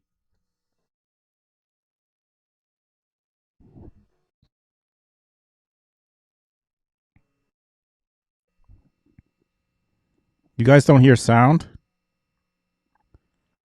So what happened? When did it stop? Shit. Hold on. I don't know why there's no sound. How long did it stop? Let me try this again. Oh, what the fuck?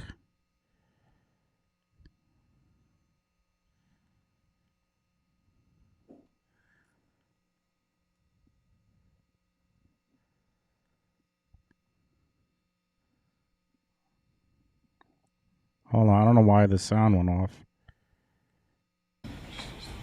Yes, they were being printed. So it's working on the other case. Hold on. Let me just. Earlier when we had a large group. All right. So there's sound. Sorry. Where did it stop? Let me. Right hand. You told him you were strangled with his right hand, true? With forearm, right hand. That is what's checked. Okay, but you just testified under oath it was only his forearm. This is the right side. I'm little. Everything went across my neck. So you that is what I meant by forearm, right hand was his whole right side. Right hand was the smack and forearm was the choke. How was the victim strangled? That was, right hand meant smack. We saw this, His whole right? Right arm was across my chest. I don't really know what be going on in football. I don't know the rules. I think you will agree with me, that if Stefon Diggs used 10 out of 10 force on your neck, It was 10 for me. For my little body and what I couldn't breathe, it was a 10 for me. the question was, estimate the level of pressure that the suspect used during strangulation. It felt a 10 to me. I could not breathe. So you chose to answer a different question than the one you were asked. This questionnaire is about me. Why wouldn't I answer it about me? This is not a questionnaire that's a united, I don't know how to say it, a global, this is about me. This is what happened to me. Okay. But you will agree with me, hypothetically speaking, if Stefon Diggs used 10 out of 10 strength to choke someone, anyone, that person would have bruises on their neck. I would not agree. You will agree that if Stefon Diggs used 10 out of 10 force to choke you, you would have bruises on your neck. Check.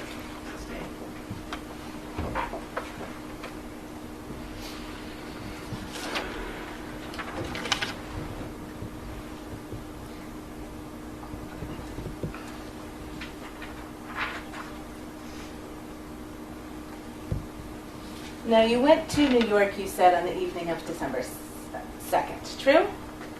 True. And you stayed there until December 9th. Yes. And you had your phone with you all week. Yes. You took messages. You sent text messages. Yes.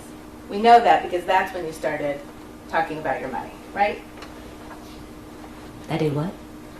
You testified. I asked for my money. I didn't talk about money. I asked for him to have finance sign off to pay me. Oh, thank you for clearing that up. You didn't talk about it. You asked. Thank you. That clears it up. My mistake. Yes. Thank you. We'll get to that money, too. That's the part where she looks at the jury like, oh, do you see that jury? I got her there. And you didn't think Dopey it was important to record your injuries or take photos? No, I was in shock. This is someone that I love that put his hands on me. That was not my first instinct, was to go and take a photo. Sure. And then December 3rd, you didn't take any pictures? No. And December 4th? It's a very complicated relationship. No, I did not take photos. And you didn't take any videos? No. And you didn't go to the ER? No. You didn't go to a walk-in? He already hadn't paid my medical bills. Why would I go get more medical bills? Objection, Your Honor. Move to strike. The answer would be stricken, non-responsive, jurors would disregard it, not consider it. You didn't seek any medical attention, right? Unpaid medical bills. Your Honor. By the way, how about this? Did you tell anyone? Did you tell anyone after this happened?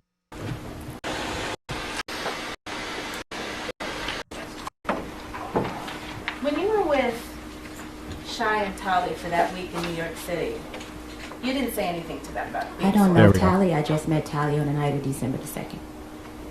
Okay. Shai Charles has her own personal relationship with Stefon. I need to be able to ask you questions. Okay, I thought I was still answering the first question that you said. You didn't let me finish. Ms. Adams, we're going to take it again, just a question at a time. It isn't an opportunity for a narrative, and so let her ask her question, all right, and then answer the question, and if there is, if there's a feeling that you're not being allowed to communicate, just take the question out. Okay, thank you. Thank you, Your Honor. You didn't tell them anything about being assaulted? These are not people I trust to tell anything of that nature to. They're just people that you trust to spend a week with. These are people that I met through Stefon Diggs. I had no choice but to stay with them. I had no money. I thought you just testified you had a ticket to Atlanta. That Sonny brought.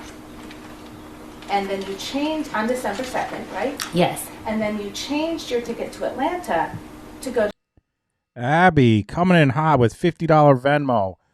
Thank you so much, Abby, for my personal chef. And then I'll show you the thing without doxing her. Stewie. Hold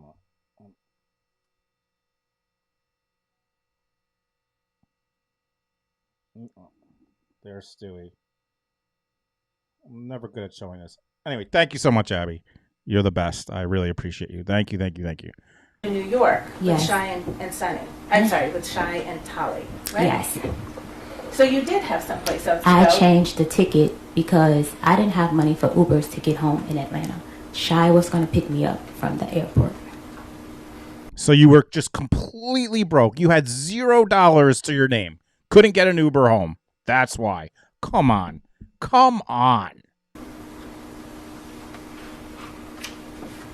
Okay. I didn't have a place to stay in Atlanta. I'd given up my place to stay with Stefon Diggs. So I didn't have money for a hotel or Airbnb to go home to Atlanta. All right. So then why'd you get ticket? Why'd you buy the ticket in the first place? Why did you have the ticket?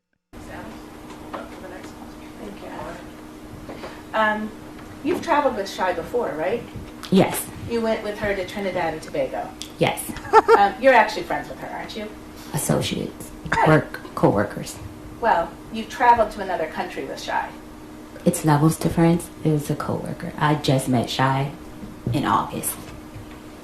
Did Steph go on that trip to Trinidad and Tobago? No. Okay. And that was in the fall of 2025.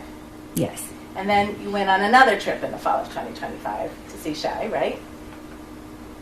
No, I didn't go on another trip. I was told to leave the house, so I went to stay with Shy because I didn't have anywhere to stay. Okay. And Shy picked you up in her car, you said? Yes.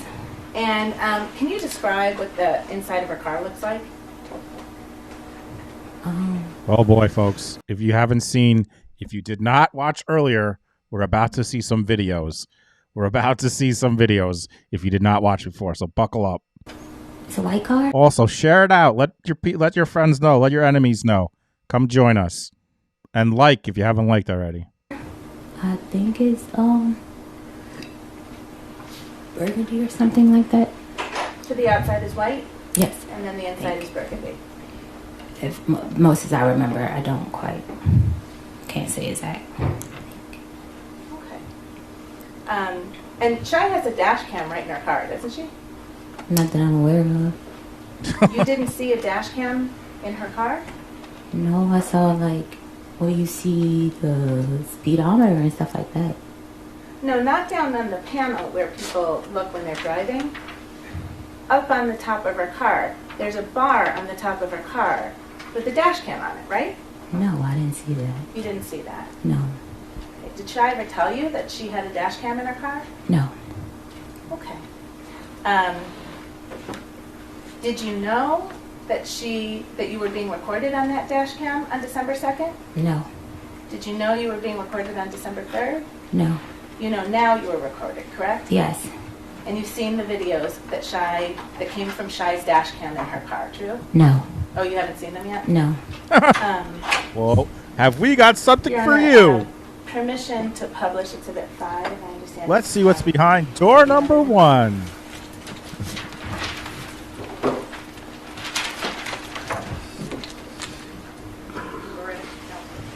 Your Honor, sorry, maybe we've seen a sidebar.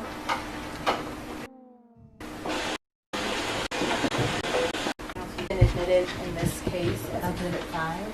Here we go. Last week? Yes. We're going to go to the exhibit that's marked Lying Liar Who Lies.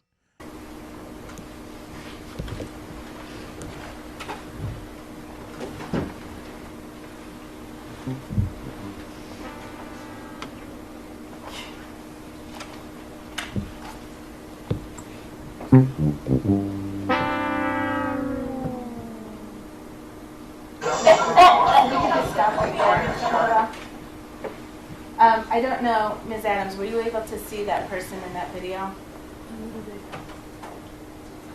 If not, we can play the whole thing. Okay.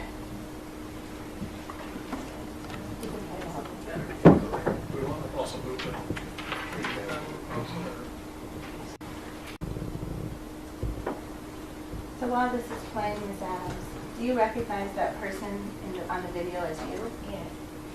And you're sitting in the front seat of Shy's car? Her dash cam is directed by the Blair Witch Project. Same director. Same camera. And this is you when you were just after you were picked up from LaGuardia Airport on December 2nd, right? Yes. Was there someone else in the car to your memory? No. I'm sorry?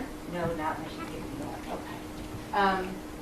Did Tally Moses also get picked up from LaGuardia just after you? No, she got picked up at her boyfriend's house in Queens. Okay. But she was eventually in that car with you? So Shy was driving the car, is that right? Yes. And then you're in the front passenger seat as we see you? Yes.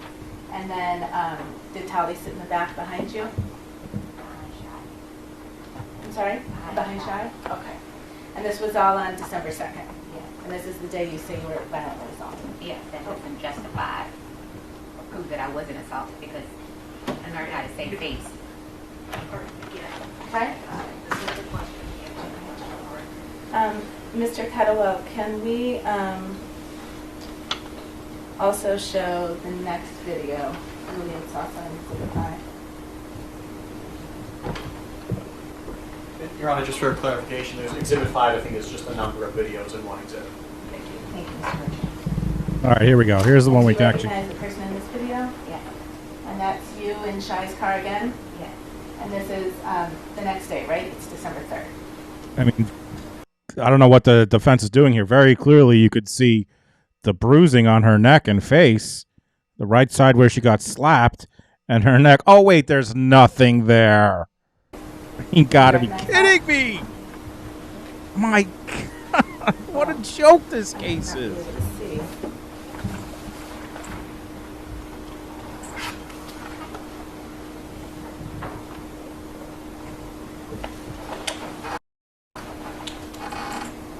She kind of looks like Raven Simone there. I'll give you, Mr. Kettlewell, is this marked as Exhibit 5 also, the stills? The stills are 6 and 7. I should have been marked as Exhibit. Recognize that person as you? Yes. And that's you in Shai's car, right? When you visited her in New York City? Jen. My loud lols are going to annoy my neighbors. The robot reading Ha was hilarious. Thank you so much, Jen. Appreciate you. Thank you. And you say you don't remember if that's, what date that is? Your Honor, I'm sorry, may I coach one more time? If I could direct your I didn't say I didn't remember what date it was. Oh. I can't tell the date. I don't remember. I was in her car. I stayed for another week. Okay. You're telling me it's December 3rd. If I can direct your attention to this line right here. See how it says 2025 1203. Do you know what that means? Okay. But this is you on your New York trip with Shai in her car. She was unable to deduce that 2025 0312 was the date. She couldn't figure My New York State is Shai. Okay. I missed that face. What was that face about? Okay. But this is you on your New York trip with Shai in her car. My New York State is Shai. Okay. Wait, what did she say? What was she upset about there? 203. Do you know what that means? Okay. But this is you on your New York trip with Shai in her car. My New York State is Shai. Okay. Why was she mad that she said New York? What was that about? She's so insane. This has not been preliminarily marked. Offering it. She's so insane. I believe that is intended to be in the thumb drive. It's in the thumb drive separately. Yes, sir. This is Exhibit 6.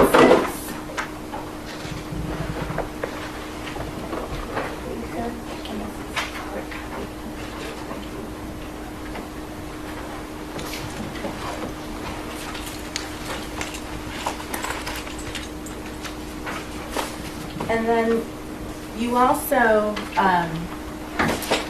had some videos taken of you by Tali while you were in New York, right? I don't remember. I don't recall. Do you remember? Well, first, you, Shai, and Tali all stayed in Brooklyn, in New York, from December 2nd to December 9th, right? Yes. And you all stayed in the same bedroom? Yes. Slept in the same bedroom? Yes. And we're together a lot of the time that week. True? Mostly, yes. Okay. And there was one night where you and Tali were kind of goofing around with the video and taking videos. Do you remember that? I don't recall it. Okay. Mr. Kettlewell, can we play Exhibit 8? Oh, Pokemon! Well, before we do, I would move Exhibit 8. Giving out 5 memberships. Thank you so much, Shelly. 5 memberships. Capri Sun's in the chat. Hey, Ashley. Capri Sun's in the chat. Thank you so much. Hey, Bart. And Pokemon, don't forget, you got to email me your address so I can email you that pin you won. Welcome to all the new members. Now you have the exclusive emojis. The Capri Suns were from when Alex Murdaugh said he liked orange Capri Suns, and that's when I knew he was a killer. Thank you so much, Shelley. Evidence, it's a video from December 6th. Thank you. Just wait till you see these next. For the record. Oh, just wait till you see this video. Here we go. This is a good one. And then, by the way, I posted this clip to Twitter, and I have like 1 million dudes in my comments saying, no wonder Steph likes her. It's because of the BBL and stuff like that. So you'll see right now in this video. Just no objection to that for the record.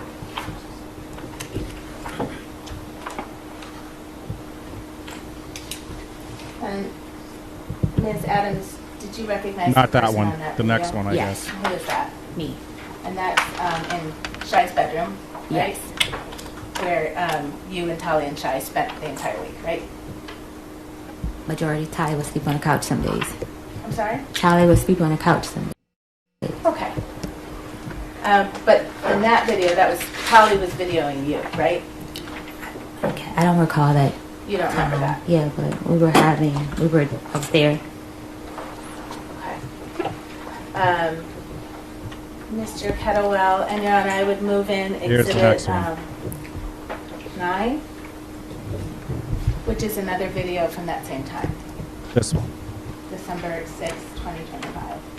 That's for the record. I believe it's also Thank you, gentlemen.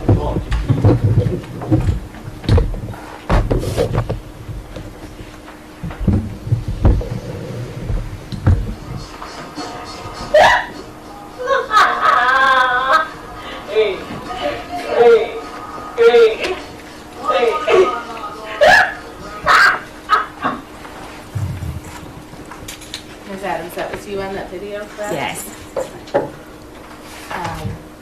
And Your Honor, I would move in stills as exhibit 9 and 10.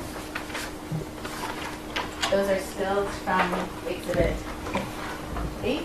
No objection.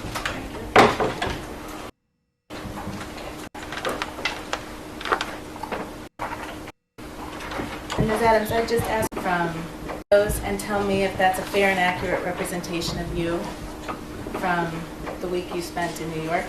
That day, yes. On December 6, 2025? Yes. Your Honor, may I publish to the jury? So that was 4 days later. I am offering to the jury exhibits 9 and 10, which are 2 stills taken from the second video of exhibit 8. No objection.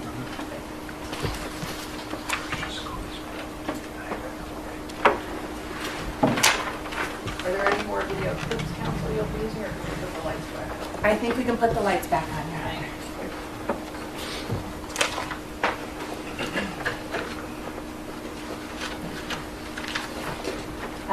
Now, Steph and his group got back from Miami to his Dedham home on December 7th, correct? I'm not sure the day he got back. I got back on the night. I'm sorry? Tuesday. Well, it was late in the night. Tuesday, if I'm not mistaken. The 9th I got back. Well, you know he got back to the Dedham house before you did. I didn't know that. When I got there, I realized that he was there. I was in no communication with him on what day he was coming back. But you were in communication with him? To ask for my pay, yes.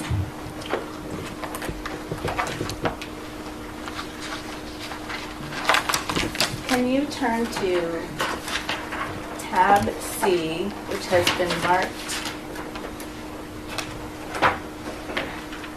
as exhibit 3, please?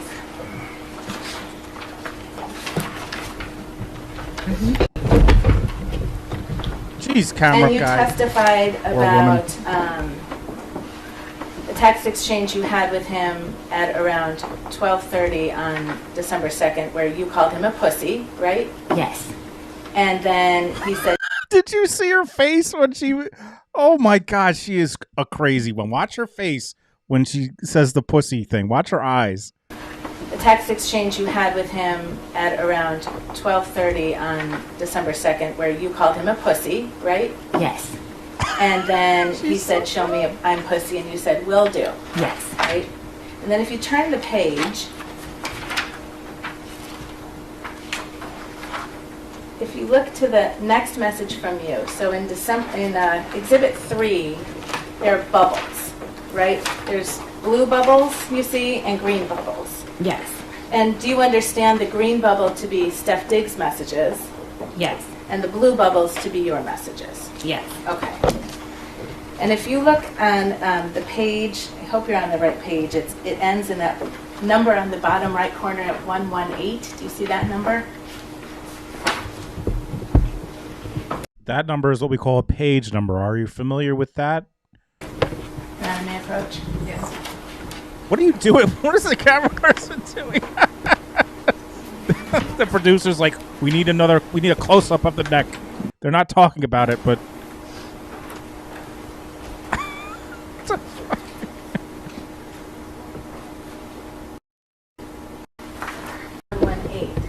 Your first message. And do you see down here these numbers here? Yes. Bart Madness with the $2 super chat. Thank you so much, Bart. This message was sent on December 5th, correct? Yes. All right. And you sent it? Yes. So now this is 3 days after the violent assault that you talked about. Right? Yes. And what did you say in that message? Hi, can you approve my pay with finance, please? I have to pay my insurance this month. Thank you. Please and thank you. Okay. And then if you could look at the next message. Actually, you know what? Let's not do that. Let's hold that for a second. So you were texting with Steph Diggs in the week you were in December. I'm sorry, in the week in December you were in New York, right? I text Stefon one time. Okay. But your testimony is you don't know when he was coming back to the Dedham house. I didn't. I didn't know the exact date. You didn't. But you knew he was coming back. Yes. Because that would be important to know, right? I've worked in this industry. I went off of a previous client schedule. They normally will return on Tuesday. So I was in guest mode. But the last We get that because we're all in fucking guest mode right now with you speaking. time you saw Steph Diggs We can all empathize. was when he was assaulting you, you said. That wasn't the last time I saw Steph Diggs. I said here that I walked in his room after the assault before I was leaving to give him his birthday gift. Yeah. That's right. Yes. Okay. Yeah, duh. Don't you remember? The last time I saw him was when I gave him a birthday gift. Loser. Did you forget that? Did you forget that the last time I saw him was when I gave him a birthday gift after he strangled me and I peed myself? Need I remind you, counselor? What an idiot. She thought that was a good point. She thought she was making a good point. She's so dumb. You gave him a birthday gift after the assault. We were friends for 4.5 years with a very complicated relationship. Okay. Very complicated. He would choke me and I would pee myself and then I would give him a birthday gift. She's so stupid. So if I could ask you actually to turn to Exhibit 4, which is behind the tab. Oh, she made the face again there. So if I could ask you actually to turn to Exhibit 4, which is behind the tab D. And Your Honor, this is an evidence. And if you look at See that she has the typical thing that I talk about with these people, with like defendants in these cases, like Corey Richins and Brian Walsh and Donna Adelson and Sarah Boone. They're morons, but they think they're smarter than everyone else. Morons, but they think that they're smarter than everyone else. that number on the bottom right corner, turn to the page that ends in 173.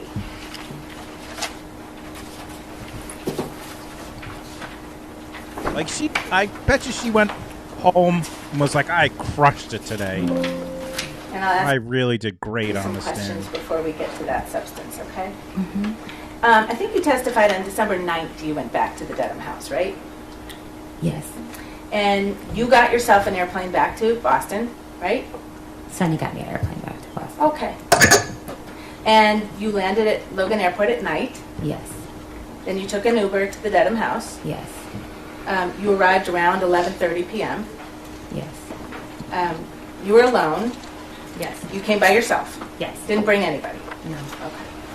And when you got in the house, you went and knocked on Steph's bedroom door. I went to put my things away and I knocked on his door. Yes. I'm sorry. I went to put my things away and knocked at his door. And that was around midnight on changing over from December 9th to December 10th, right? That's what it says here. I don't recall the time, but this is what the messages say. Well, he didn't open his door, did he? His code was different. He changed the codes when I came back. Ah, right. Because in that house, the bedrooms all had key codes on each door, didn't That they? he controlled, yes. Did the bedrooms all have key codes on that door? Yes, that he controlled. I'm sorry. This is a yes or no question. See if you can try it.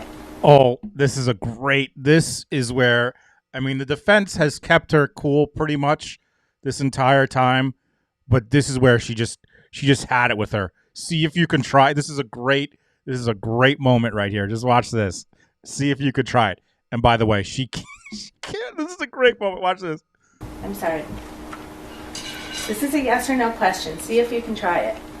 Did all of the bedrooms in that house have different key codes on them? Yes, that he controlled. So you can. What do you mean? So you can. So you can. This is a yes or, like, how dumb do you have to be? This is a yes or no question. Let's see if you can handle it. She asks her a yes or no question, and she can't answer yes or no. Oh my God, she's so stupid. You had a key code on your door, right? And then she's like, wait, what? What happened? Yes. And if it was shut, it would be locked, right? No. The door had issues. I would often text Sonny because she checked and make sure my door was locked. I'm sorry, when did you text Sonny to please check if your door was locked? When I left the first week of November, when he made me leave to have female guests over. Your Honor, move to trial. That answer is now responsive will be stricken and the jurors will disregard it. So on December 9th, round about midnight, when you got back to his house alone, Yes. you went and knocked on his door, right? Yes. And he didn't open it. I didn't knock. I tried to get in the door. Okay, you tried to walk into his door. No, that's how I would go in his room. I would unlock his door. Sure, just like always, right? When he needs food and his door was closed, I would go in his room. Right. I never went in his room without permission. You going in there on December 9th is no different than any other day, right? No. And when you weren't able to get in, you actually sent him a text message, right? Yes. And you told him, can you read what you told him? I was coming to ask you what time you have to be at work and to say hi.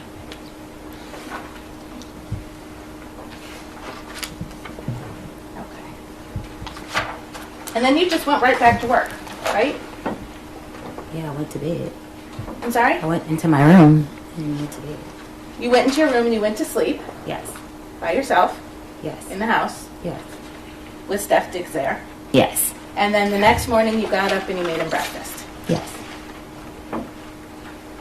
Now you told Officer Ellis when you reported the assault that you left your position on December 2nd. Do you remember that? I was saying I left the house. I'm peeing and Aunt Flo is knocking at my door. Monty, thank you so much for the $2 super chat. Thank you. I didn't leave my position. I was really going back to get my things. I had no plan, with nowhere to go, so I needed to be nice to him.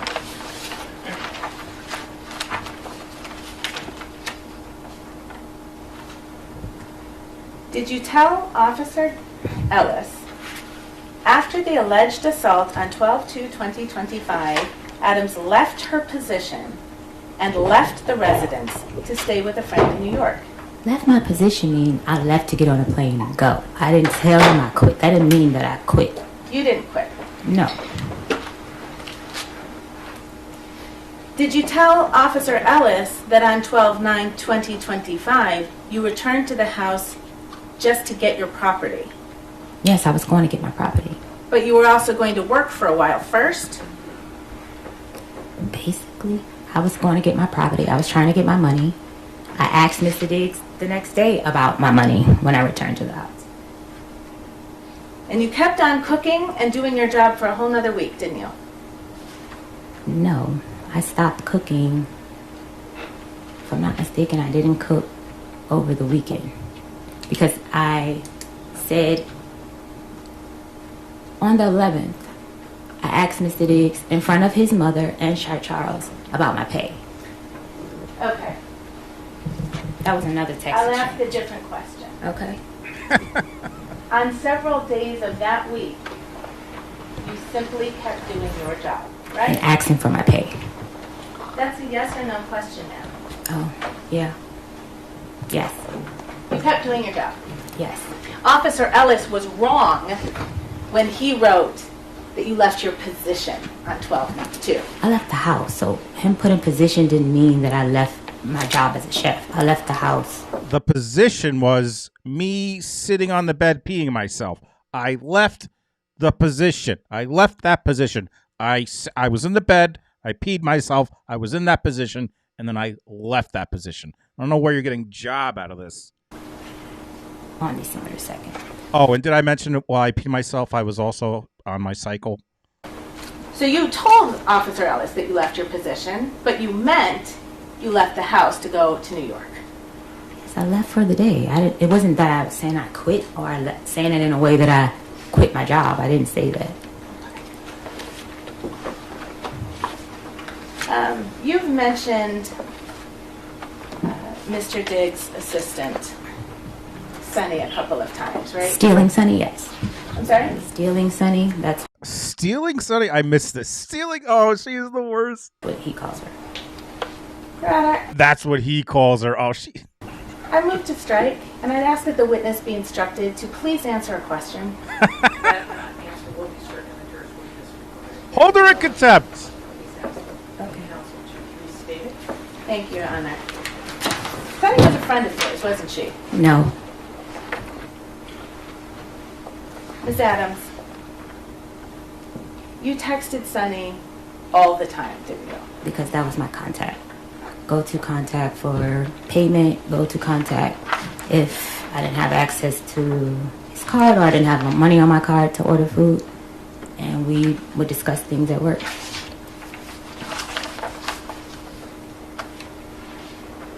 I'm going to show you a document. Take a look and see if you can recognize that as text messages between you and Stein. I'm just, can I see what this is? Oh, of course. The judge is all of us. The judge is all of us. She could not fucking believe what is going on right now. This judge is like, I'm retiring after this fucking case. I can't handle this shit Do you anymore. recognize that document as text messages between you and Sonny? Yes. Yes? Mm-hmm. Okay. Your Honor, may I approach? This document doesn't have numbers on it, so I'm just going to do it through. Do you see where the messages start on Thursday, December 11th, at 7:44 a.m.? You see that? Yes. And this is an exchange between you and Sonny, right? Yes. And you write to her, morning, did you change my door code, right? Yes. And that's what you were just talking about. Each door has its own door code in Steph Dick's home, right? Yes. And you were having trouble getting into your door code on December 11th. Yes. And had you been having trouble getting into your door code since you got back on the evening of the 9th and 10th?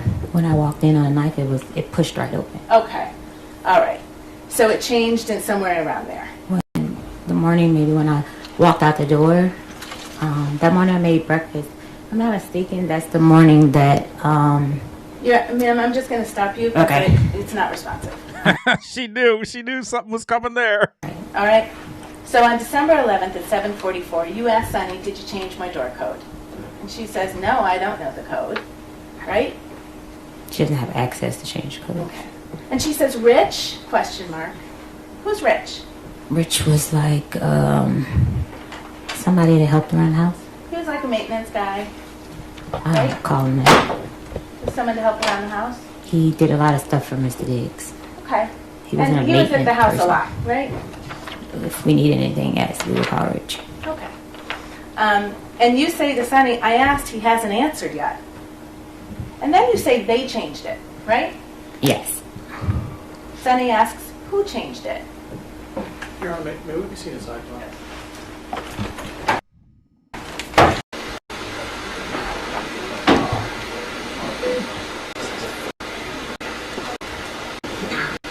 All doing okay? Does anyone need a break?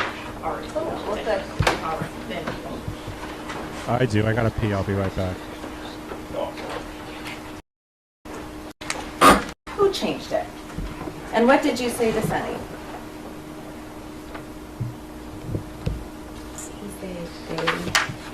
He said they. So What else did you say to Sonny?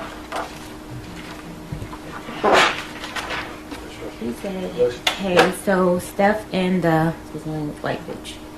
I'm sorry? What? I said, he said they, so Steph and the white bitch.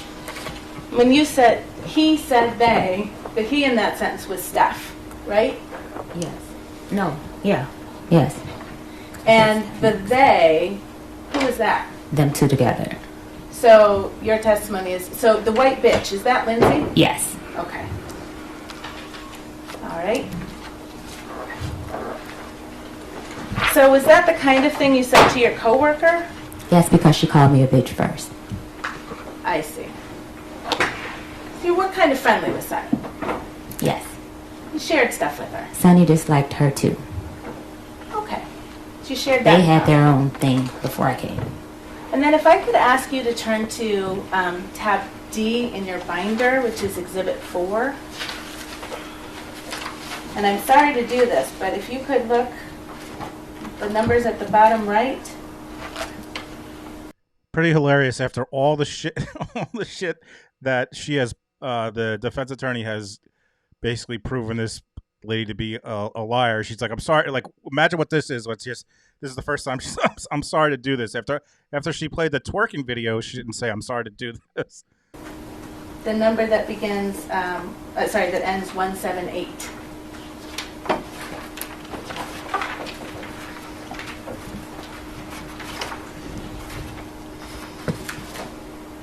You there? Mm-hmm. Okay. And so that text exchange with Sonny, that was at 7:44 a.m. on December 11th. Yes. All right. And if you look at these messages on page 178 of Exhibit 4, this blue message at the top is something that you sent on December 11th, 7:52 a.m. Do you see that? Yes. And you sent it to Steph. Yes. What did you say to Steph? Did Lindsay change my door code? And why can't I get into my room? Okay. And then you and Steph kind of have a back and forth about the codes and why can't you get in, right? Yes. All right. I don't remember that. That's not listed here, though. Okay. And meanwhile, you're also having a text exchange with Sonny about Steph and the white bitch, right? Yes. Objection, Your Honor. Yes.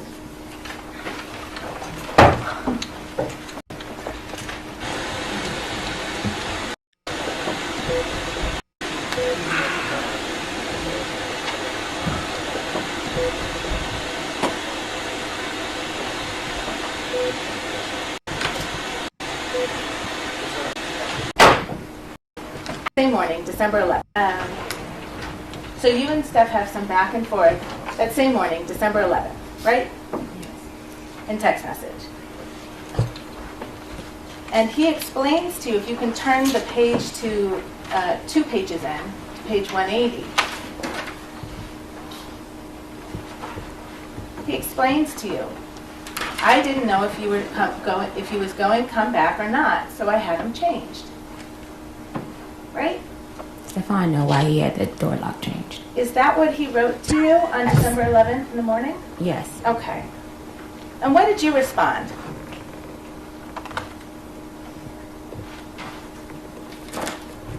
right there on the same page in the blue bubble. No, it's not. Can you see Lord. it? Lord. And if you can turn the page, And it was there. No, it's not. Oh, it's there. Steph wrote, shit you was saying, it was like it was over with. I was like, well. You understood he was talking about the text fight you had on December 2nd, right? No. Yeah. What did you respond to Steph? I said no. I'm sorry. Oh my God, that was such a classic tell. Watch her shake. Watch her. Her body is can't like she shakes her head, said yes, and then she says no. What a classic body language thing. It was like it was over with. I was like, well. You understood he was talking about the text fight you had on December 2nd, right? No. Yeah. What did you respond to Steph? I said no. I'm sorry? I said no. I didn't say yeah. You didn't understand that he was talking about the last time that you saw each other on December 2nd, which is the day you got in the text fight about Lindsay and you not going to Miami? Me and Stefon had arguments all the time. Like, not all the time, often, and it would just fly over. But it didn't turn into a fight like it did. I needed to come back to get my things. Let's see what did you respond to Stefon on December 11th? And this is now 9 days after you were assaulted, supposedly. I was assaulted. It wasn't supposedly. What did you respond to Steph? Was very emo. Sorry I made you feel that way. I don't want to leave. I want to stay to take care of you as long as I need you. And you sent him a second message. Really sorry, Steph. You were angry with him on December 2nd. You already testified to that. I needed to be nice to Stefon in order to get my pay to leave. I'm sorry, you were texting? I needed to be nice to Stefon in order to get my pay to leave.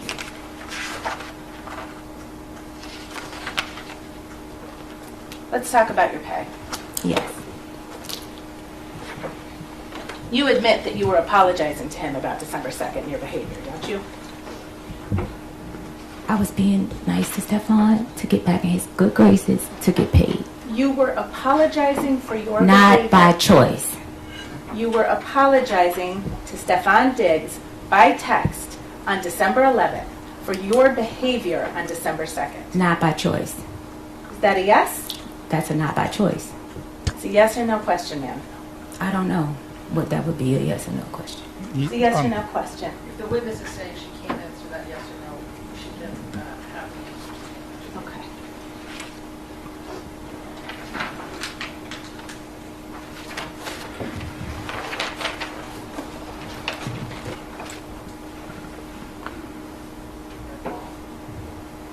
All right, so your claim, I guess, is that Steph owed you money. It's not a guess. Stefon did back wages. You were Wages paid- owed. You were It was paid- wages. I think you should use the correct language. The correct language It's for your wages. civil lawsuit? I don't have a civil lawsuit. You were paid $2,000 per week to cook for him, right? Yes. And if you used your own money to buy groceries, you were reimbursed for that. Yes. And when you were hired to work as Steph's chef, you didn't have to fill out a job application, right? As stated previously, me and Stefon had an interpersonal relationship that was professional. So is that a no? I did not. I don't know how to fill out- answer that question. Yes Did or you fill no. out a job application? I don't know how to answer that question. Yes or no. Ma'am, did you fill out a job application? No. Yes or no? No. Next question. You didn't have any employment contract or anything? Yes, we did. Did you sign a written employment contract? We had a verbal text contract. Okay. Verbal text contract. You didn't have to interview with anyone to get the job, right? He knew my skills. God, I bet he did. I bet he did. So on December 1st, this is the day before you say you were assaulted, you submitted an invoice to be paid, didn't you? Yes. And can you explain to the jury, so you weren't just automatically paid? I was supposed to be. They sent maybe 2 automatic payments, and then the rest was I will have to go through Sunny. Right. You'd have to confirm with Sunny you worked that week, right? I will have to, not that confirm, I lived there, so it was never a confirmation. She was there a lot too, right? No, Okay. So you did have to confirm with Sunny if you worked there or not. not that I worked. I had to confirm with Sunny my reimbursements. I lived there.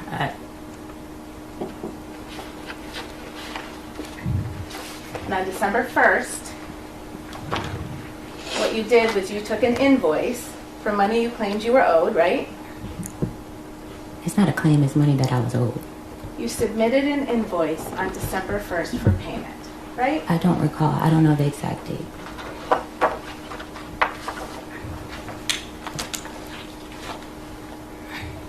By the way, if you don't know what's happening, I'm going to give you a little foreshadowing. This entire time, she's been like, I didn't get paid. I didn't get paid. The defense attorney is about to prove that she got paid for everything. It's so bad.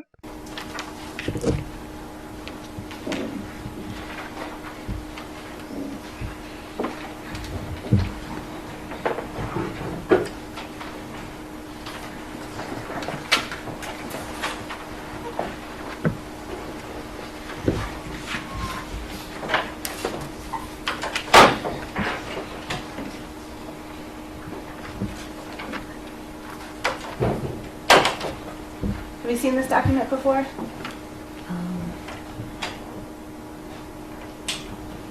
Yes.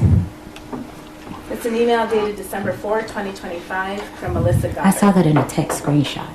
That email that Melissa has of mine was not working at the time. This was a screenshot that Stefon sent me. I never received this email. Okay.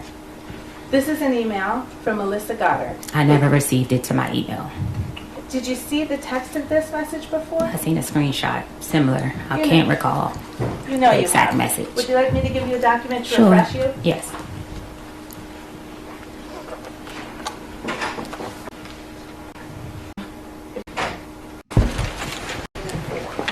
All rise, jurors can step down.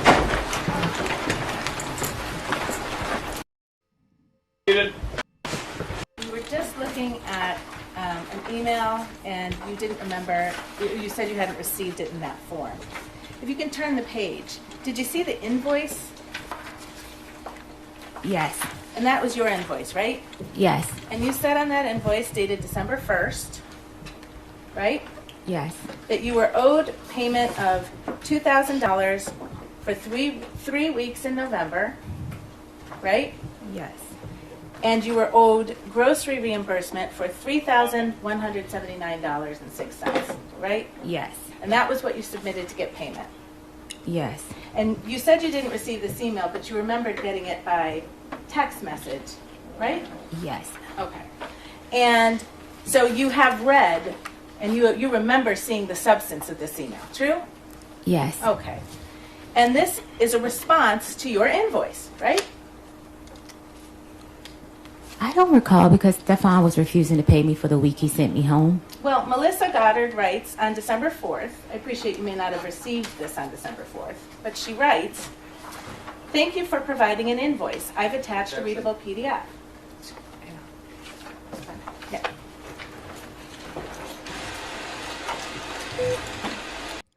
Seriously, it's so Ashley. It's so crazy that this is a felony strangulation case. That this even could potentially go in front of a jury, like get to the jury.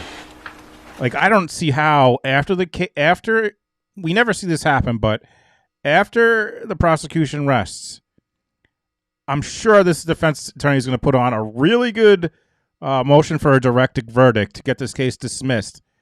And like I don't know how they can't grant it. Like I guess since it's word versus word, maybe the judge can't do that. But like, man, this is so bad.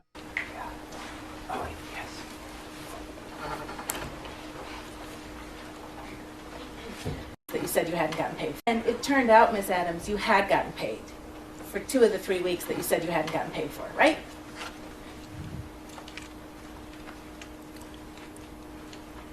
This is missing a whole lot of stuff. It's a yes or no question. I can't answer your question correctly without the proper evidence.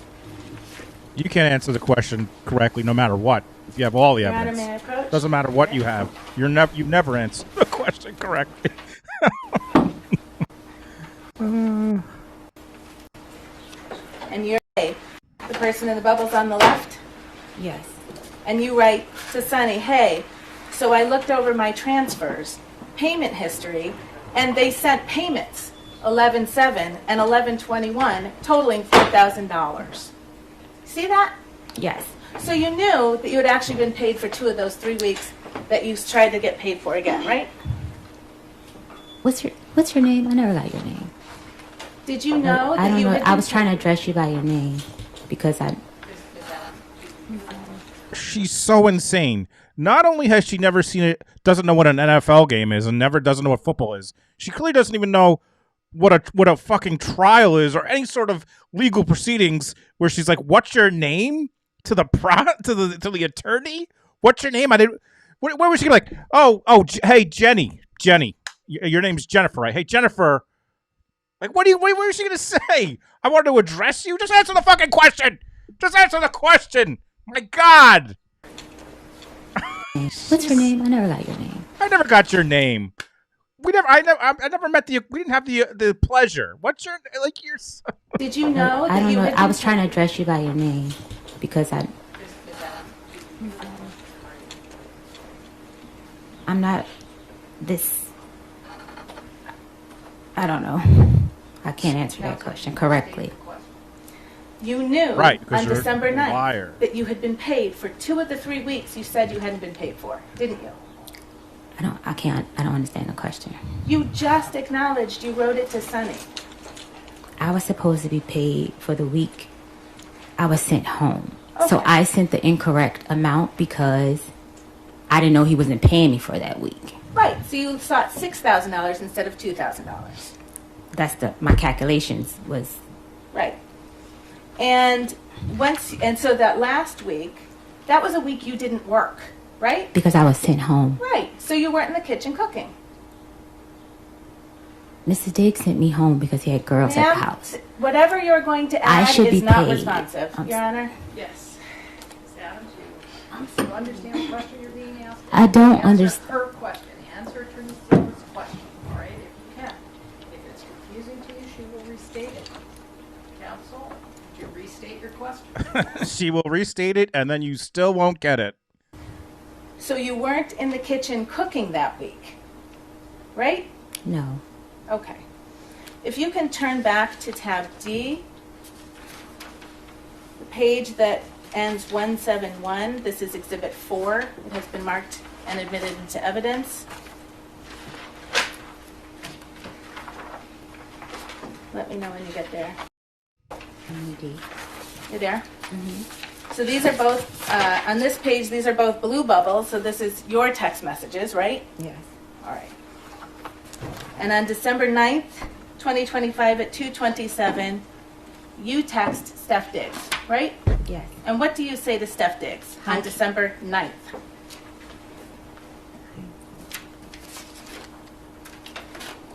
Do you need help finding it?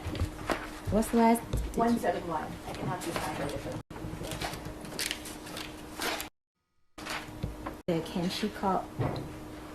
I'm sorry, the second text message. Read the second text message? Yes, please. Without reading the You messages can read before? the first and we can talk about who you're asking about. That's fine. I was told to contact Melissa about my pay. Okay. So I responded, can she call me or can I call her? And Melissa, just to the record's clear, is Melissa Goddard, right? Yes. She's Steph Diggs' bookkeeper. That's what I was told. She's the person who wrote that email on December 4th informing you that you had been already paid for 2 of the 3 weeks you were looking for, right? I didn't receive that email. Understood. So you were asking if she could call you or you could call her, right? I was told to You were reach out to told you her. could talk to her, right? Yes. And you never called her, did you? Yes, I did. What did you say in the second I text asked him bullet? for the number. I'm sorry, and I what did asked him for Miss Melissa Goddard's number. the number is right on the email that you got in text form. But that was later time. This was December 4th. The email is from December 4th. The text message you're about to read is 5 days later, December 9th. What I'm trying to say to you is that that text message was sent at a later date to me.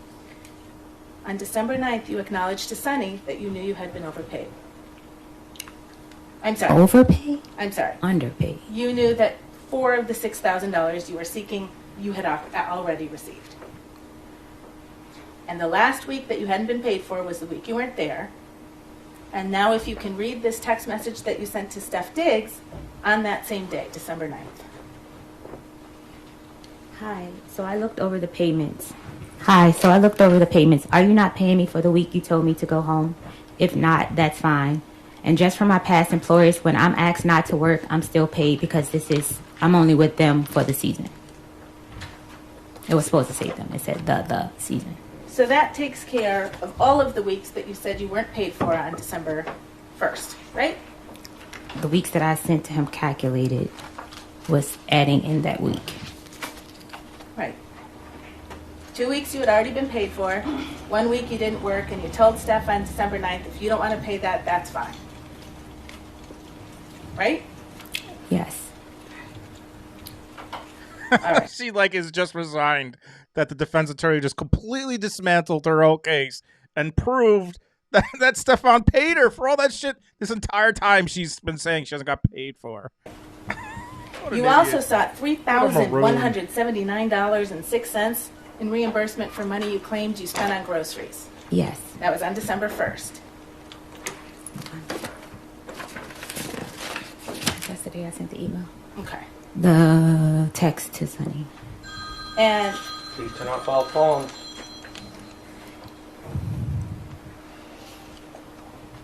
And you knew that you needed to submit receipts to justify that level of expense on groceries. That's what I did. Yes. Is your testimony here under oath that you submitted receipts justifying $3,179.06 spent on groceries out of your money? It was messed up. Was off. Something was off. Some receipts were the wrong receipt, and we cleared it up.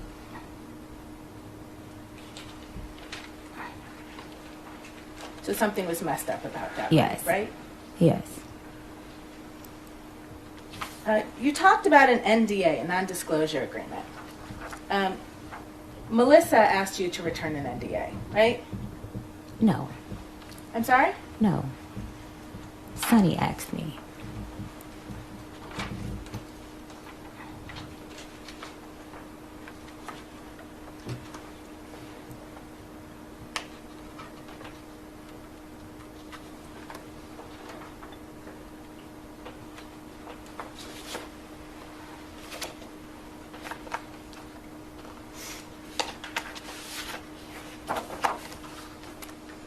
You received an email from Melissa Goddard on December 13th, right?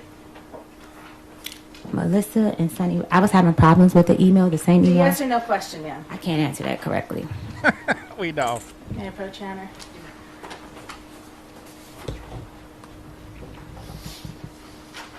There's still, the feed is still up for Thomas Stein, by the way. Recognize that as an email you received from Melissa Goddard on December 13th? Yes.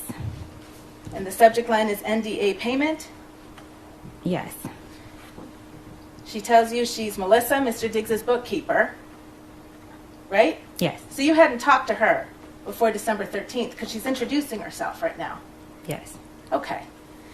She says, please return the completed NDA provided to you by Sonny to this email address, right? Yes. This is required for employment with Mr. Diggs or any of his entities. Right? Yes. Sonny has an NDA, doesn't she? I'm not sure. You don't know? I don't talk to Sonny about her business, but Mr. Diggs.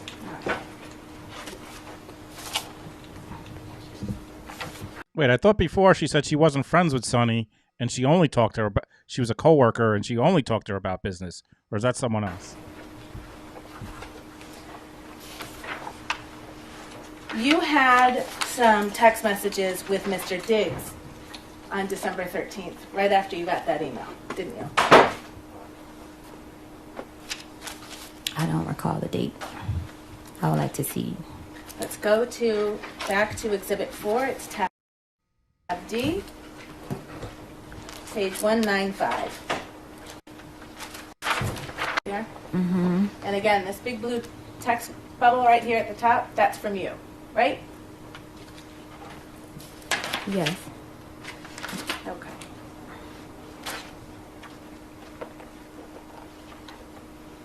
And you write to Steph on December 13, 2025, you sitting here playing in my face.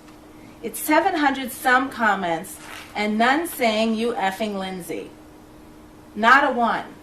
So if I told someone that, why it's not in a blog? You're still talking about that blog, that anonymous blog that caused you to get mad at Steph on December 2nd, right? When he chose to believe Lindsay over you.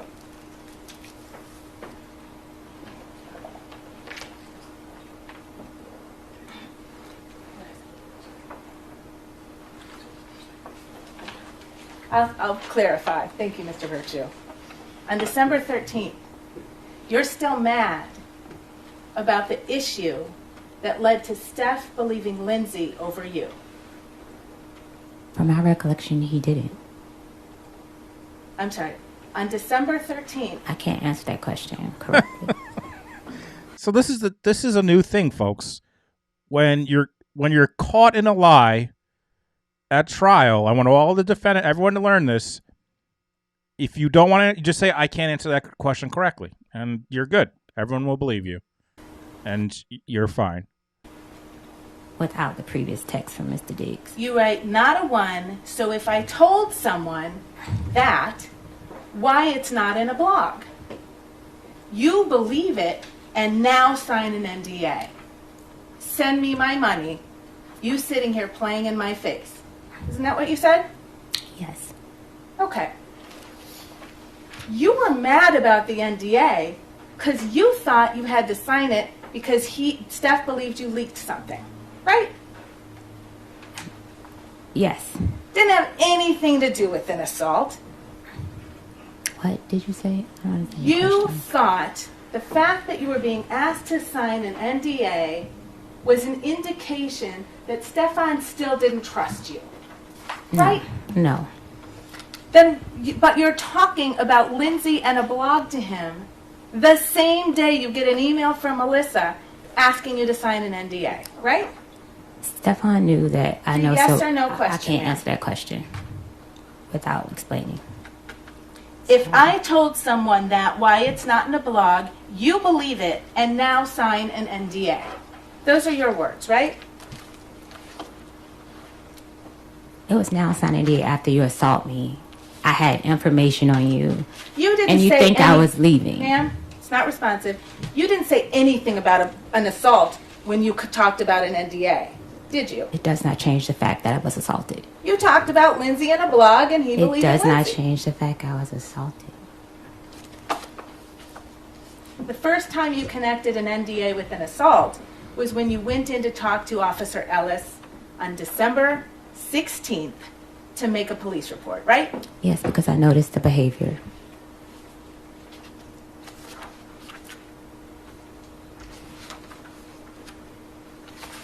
And that was the same officer that you didn't need to be honest with about some of the details about your relationship with Steph, what happened on December 2nd, when you left your position, why you went back to his house on December 9th. True? I don't understand the question. Can you repeat it? All of those things that you said to Officer Ellis on December 16th were not true. You had a fight with Stefon Diggs on December 2nd over text about Lindsay and a blog and him believing Lindsay. Not about money, right? It was about money. The last text that I sent to Mr. Diggs was about money. It was a bit of a compound question. Yes. It's true, Your Honor. I will. Let's turn back to the text messages between you and Steph after you sent that text message to him on the 13th, connecting the NDA with Steph's believing Lindsay. I didn't say believe in Lindsay. There was no You and Stefon got in another text argument about that issue, right? And if you could turn to page 201.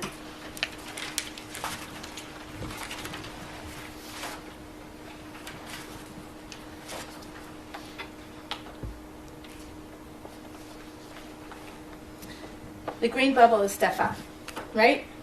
Yes. And he writes to you on December 13th, here you go. Don't worry about Melissa, and you don't got to worry about working moving forward. I never told nobody not to pay you. They said you owed money. You knew that, right?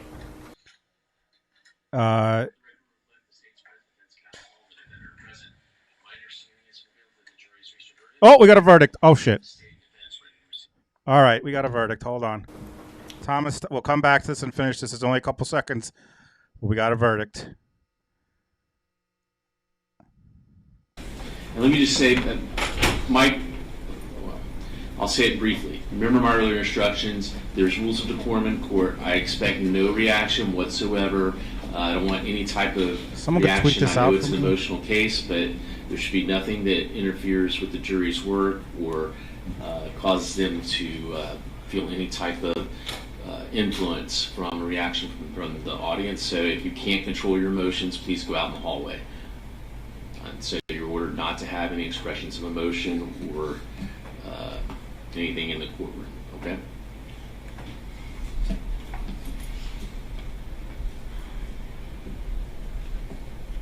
What a night, folks. What a night. We got a verdict.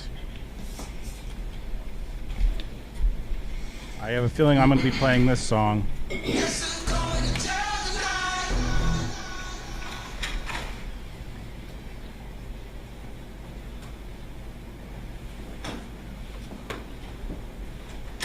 I will go back to finish the testimony. There's only a few more minutes of the testimony.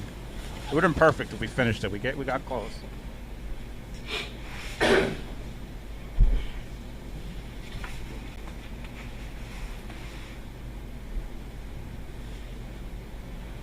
I just tweeted verdict. If you guys could retweet it, if you're on the Twitter machine, get it out there.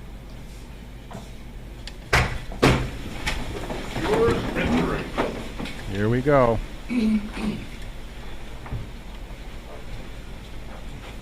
By the way, this attorney said he didn't do jury instructions because he was supposed to work on the jury instructions, the defense attorney, but he had prior plans he couldn't get out of.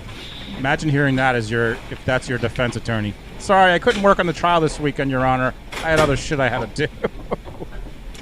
All right, please be seated. Ladies and gentlemen, the jury have been informed you have reached a verdict. Is that correct? Yes. Is juror 337, are you the foreperson? I am. If you'll pass the verdict form to the debate. Sure, thank you.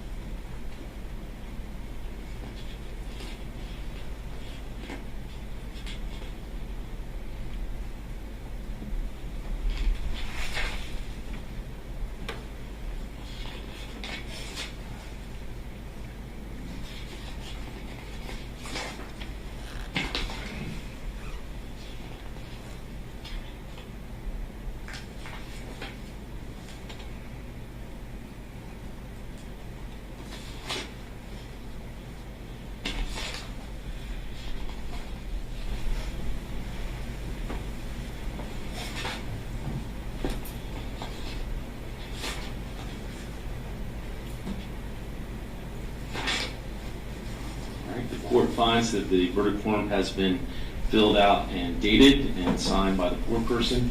I will give it to the clerk to publish the verdict. In the Circuit Court of the 20th Judicial Circuit in Lee County, Florida, criminal action. State of Florida versus Thomas Stein, case number 24 CF 000272. Verdict. We, the jury, finds as follows as to the defendant in this case. Count 1, first-degree felony murder. The defendant is guilty of first-degree felony murder. Count 2, attempted robbery, Kayla Christina Racon Miller. The defendant is guilty of attempted robbery with a firearm. Count 3, attempted robbery, Louanne DeJay. The defendant is guilty of attempted robbery with a firearm. Count 4, attempted robbery, Emma Wright. The defendant is guilty of attempted robbery with a firearm. So say we all, dated May 4th, Deuces, 2026, bitch. foreperson. You stupid piece of shit. In the Circuit Court of the 20th Judicial Circuit, Eden Forley County, Florida, criminal action. Your State of dumb Florida mom, versus too. Thomas Stein. Case number 24 CF 000272. Special findings as to first-degree felony murder. If you found the defendant guilty of first-degree felony murder, you must then answer the following questions. Do you unanimously find beyond reasonable doubt that the defendant actually killed, intended to kill, or attempted to kill Kayla Christina Racon Miller? No. Do you unanimously find beyond reasonable doubt that during the commission of the crime, the defendant personally carried, displayed, or used a firearm? Yes. Do you unanimously find beyond a reasonable doubt that during the commission of the crime, the defendant actually possessed a firearm? Yes. Do you unanimously find beyond a reasonable doubt that during the commission of the crime, the defendant discharged a firearm? No. Do you unanimously find beyond a reasonable doubt that during the commission of the crime, the defendant discharged a firearm and in doing so caused the death of Kayla Christina Racon Miller? No. So say we all, dated May 4th, 2026, foreperson.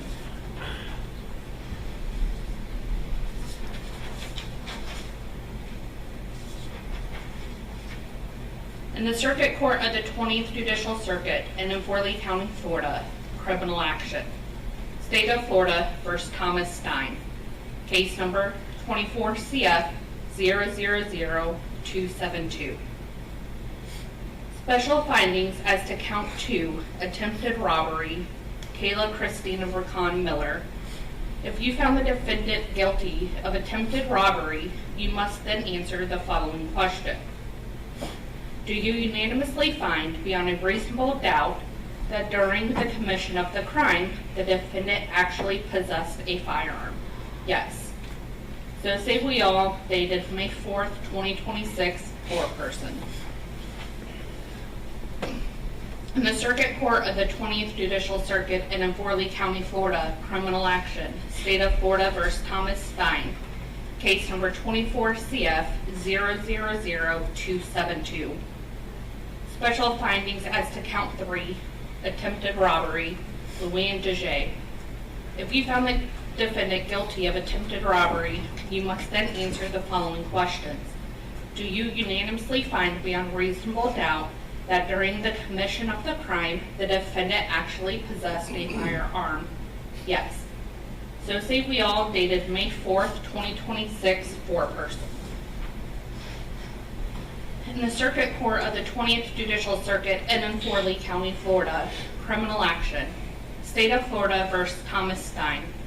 Case number 24 CF 000272. Special findings as to count 4, attempted robbery, Emma Wright. If you found the defendant guilty of attempted robbery, you must then answer the following question. Do you unanimously find beyond reasonable doubt that during the commission of the crime, the defendant actually possessed a firearm? Yes. So say we all, dated May 4th, 2026, foreperson. Does either party wish to have the jury polled? Yes. All right. Juror number 301. All right, Is I'm this not. your verdict in the verdict? I'm not going through this whole thing. So let's finish this up. Guilty. I think they made the right decision. You knew somebody, you knew that Melissa calculated the receipts that you submitted and determined that you had been overpaid. Didn't you? No. Okay. They said you owed money, says Steph to you on December 13th. Here go that bread you was supposedly owed, I guess. That's what he said to you, right? Yes. And he Apple paid you $2,000, didn't he? Yes. And then he left another $2,000 on the stair railing in his home for you. And that was for the week that I was there. That was for the week of December 9th when you worked, right? And he asked you 3 times in your text message, what else do I owe you? And you never gave him a number, did you? I said they owe me grocery. I had given Sonny the grocery reimbursement, the person that was my contact for giving receipts to. I thought you just testified there was a mix-up with the numbers. Yes, but I had talked to her about that. We had came up with the exact numbers after she added up the receipts. You understood that Steph fired you that day, right? I was leaving. Okay. But you waited until he told you you don't have to work here anymore, and he paid you $4,000. I came back for my money because I didn't have money to leave. So the record's clear. You came back on December 9th. To get my money that I was owed. You worked. And then on December 13th, Steph told you you didn't need to work there anymore. Right? I'd already had in my mind that I was quitting. I just came back to get my money. You were furious with Steph on December 13th, weren't you? No. No? No. Do you remember that Shy Charles was actually at Steph's house that day? Yes. And she was braiding his hair. Yes. And she was staying downstairs. She was going to stay overnight. Yes. And she finished braiding his hair around midnight. Yes. And then you came down from your room to talk to Shy. Yes. And you did that because she was your friend. My coworker. We were cool. And she's the person you spent that week in New York with. December 2nd, the day you were supposedly assaulted, until December 9th, when you came back to the Dedham house, right? And you sat with Shy and you talked to her until 3 in the morning, didn't you? Yes. You told her you were finished with Steph Diggs, didn't you? I told her in the middle of the week I was coming back to get my money, and I was trying not to be there when she came to braid his hair. You made Shy a kind of confession in that conversation, didn't you?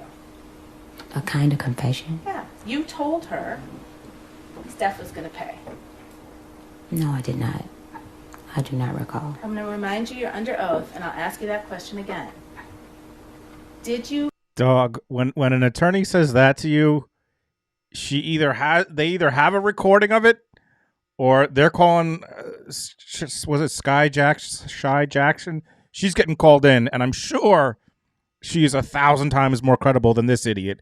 She is so cooked. When an attorney says that to you, you better tell the truth, and of course she doesn't. Steph was going to pay. No, I did not. I do not recall. I'm going to remind you you're under oath, and I'll ask you that question again. Did you or did you not sit with Shy Charles on December 13th, a few hours after you were fired from your job, and tell Shy that Steph Diggs was going to pay? No. Did you tell Shy you were going to sue Stefon? No.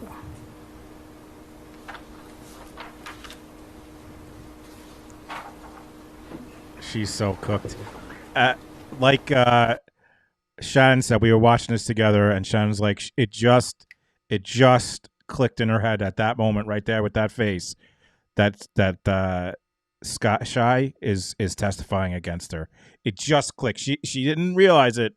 That moment, it clicked in her head. Uh-oh, someone's going to testify about the shit I said.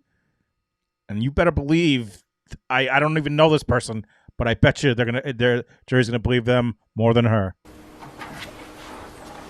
So after you were fired on the 13th, you stayed in the house, I think you said 2 more days, right? I wasn't fired. After Steph Diggs told you you didn't need to work there anymore and paid you all the money that day you went back that you claimed you were owed, you stayed in By the way, real quick, Sarah, thank you so much for the super chat. the house for 2 more days, right? I had to get a plane ticket and I had to find somewhere to stay. Okay. And then when you left his house, you went to the Dedham police station. No. You went to the Dedham police station on December 16th. I left his house on the 15th.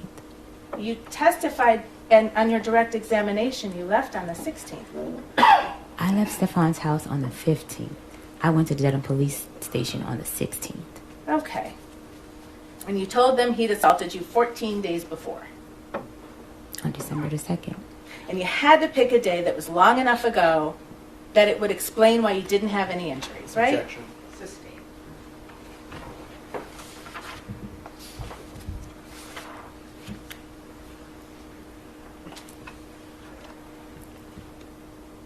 Part of the lesson you were going to teach Steph was to make a false police report. Isn't that true? Objection. Sustained. Well, I'll ask a different question. Your report that you made, it's missing a lot of detail. Would you agree? Yes. I was afraid to tell the relationship between me and Stefon Diggs. It's missing more than that. No, right? it's not. In your opinion, it isn't. Okay. It's missing more of the text that was shared in the morning. Okay. It would have exposed a lot of things, and I still was trying to protect him. And Exposed? It would have exposed a lot of things? Opinion, it isn't. Okay. it's missing more of the text that was shared in the morning. Okay. It would have. Crazy how quiet she is now, too, right? It's so funny how quiet she gets when she's so busted. Exposed a lot of things, and I still was trying to protect him and myself. You actually recanted your own statements, didn't you? Oh, what? No. I can't. So you know the criminal complaint in this case issued on December 29th.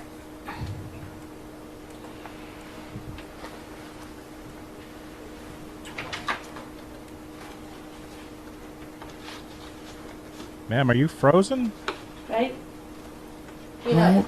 No, I don't know that. Well, you're the complainant in the case. Is it your testimony you weren't notified that this case was going to be brought forward to the court? I don't recall. I don't. It was big news. I don't. No one reached to me that I recollect. Prosecutor's thinking about this right now. Your Honor, I object And why is that, Mr. Reed? because it's devastating to my case. You reached out to Steph's girlfriend at the time after this complaint was made public, right? Because in the police report, I had not listened to the voice note. I just read the voice note. I was afraid she knew. I was afraid. Ma'am, it's a yes or no question. I can't answer that question. After this complaint became public on December 29th, you reached out to Steph's girlfriend, didn't you? I can't recall the date, but yes. Can I approach you on that? Counsel actually approached that. By the way, she is sweating.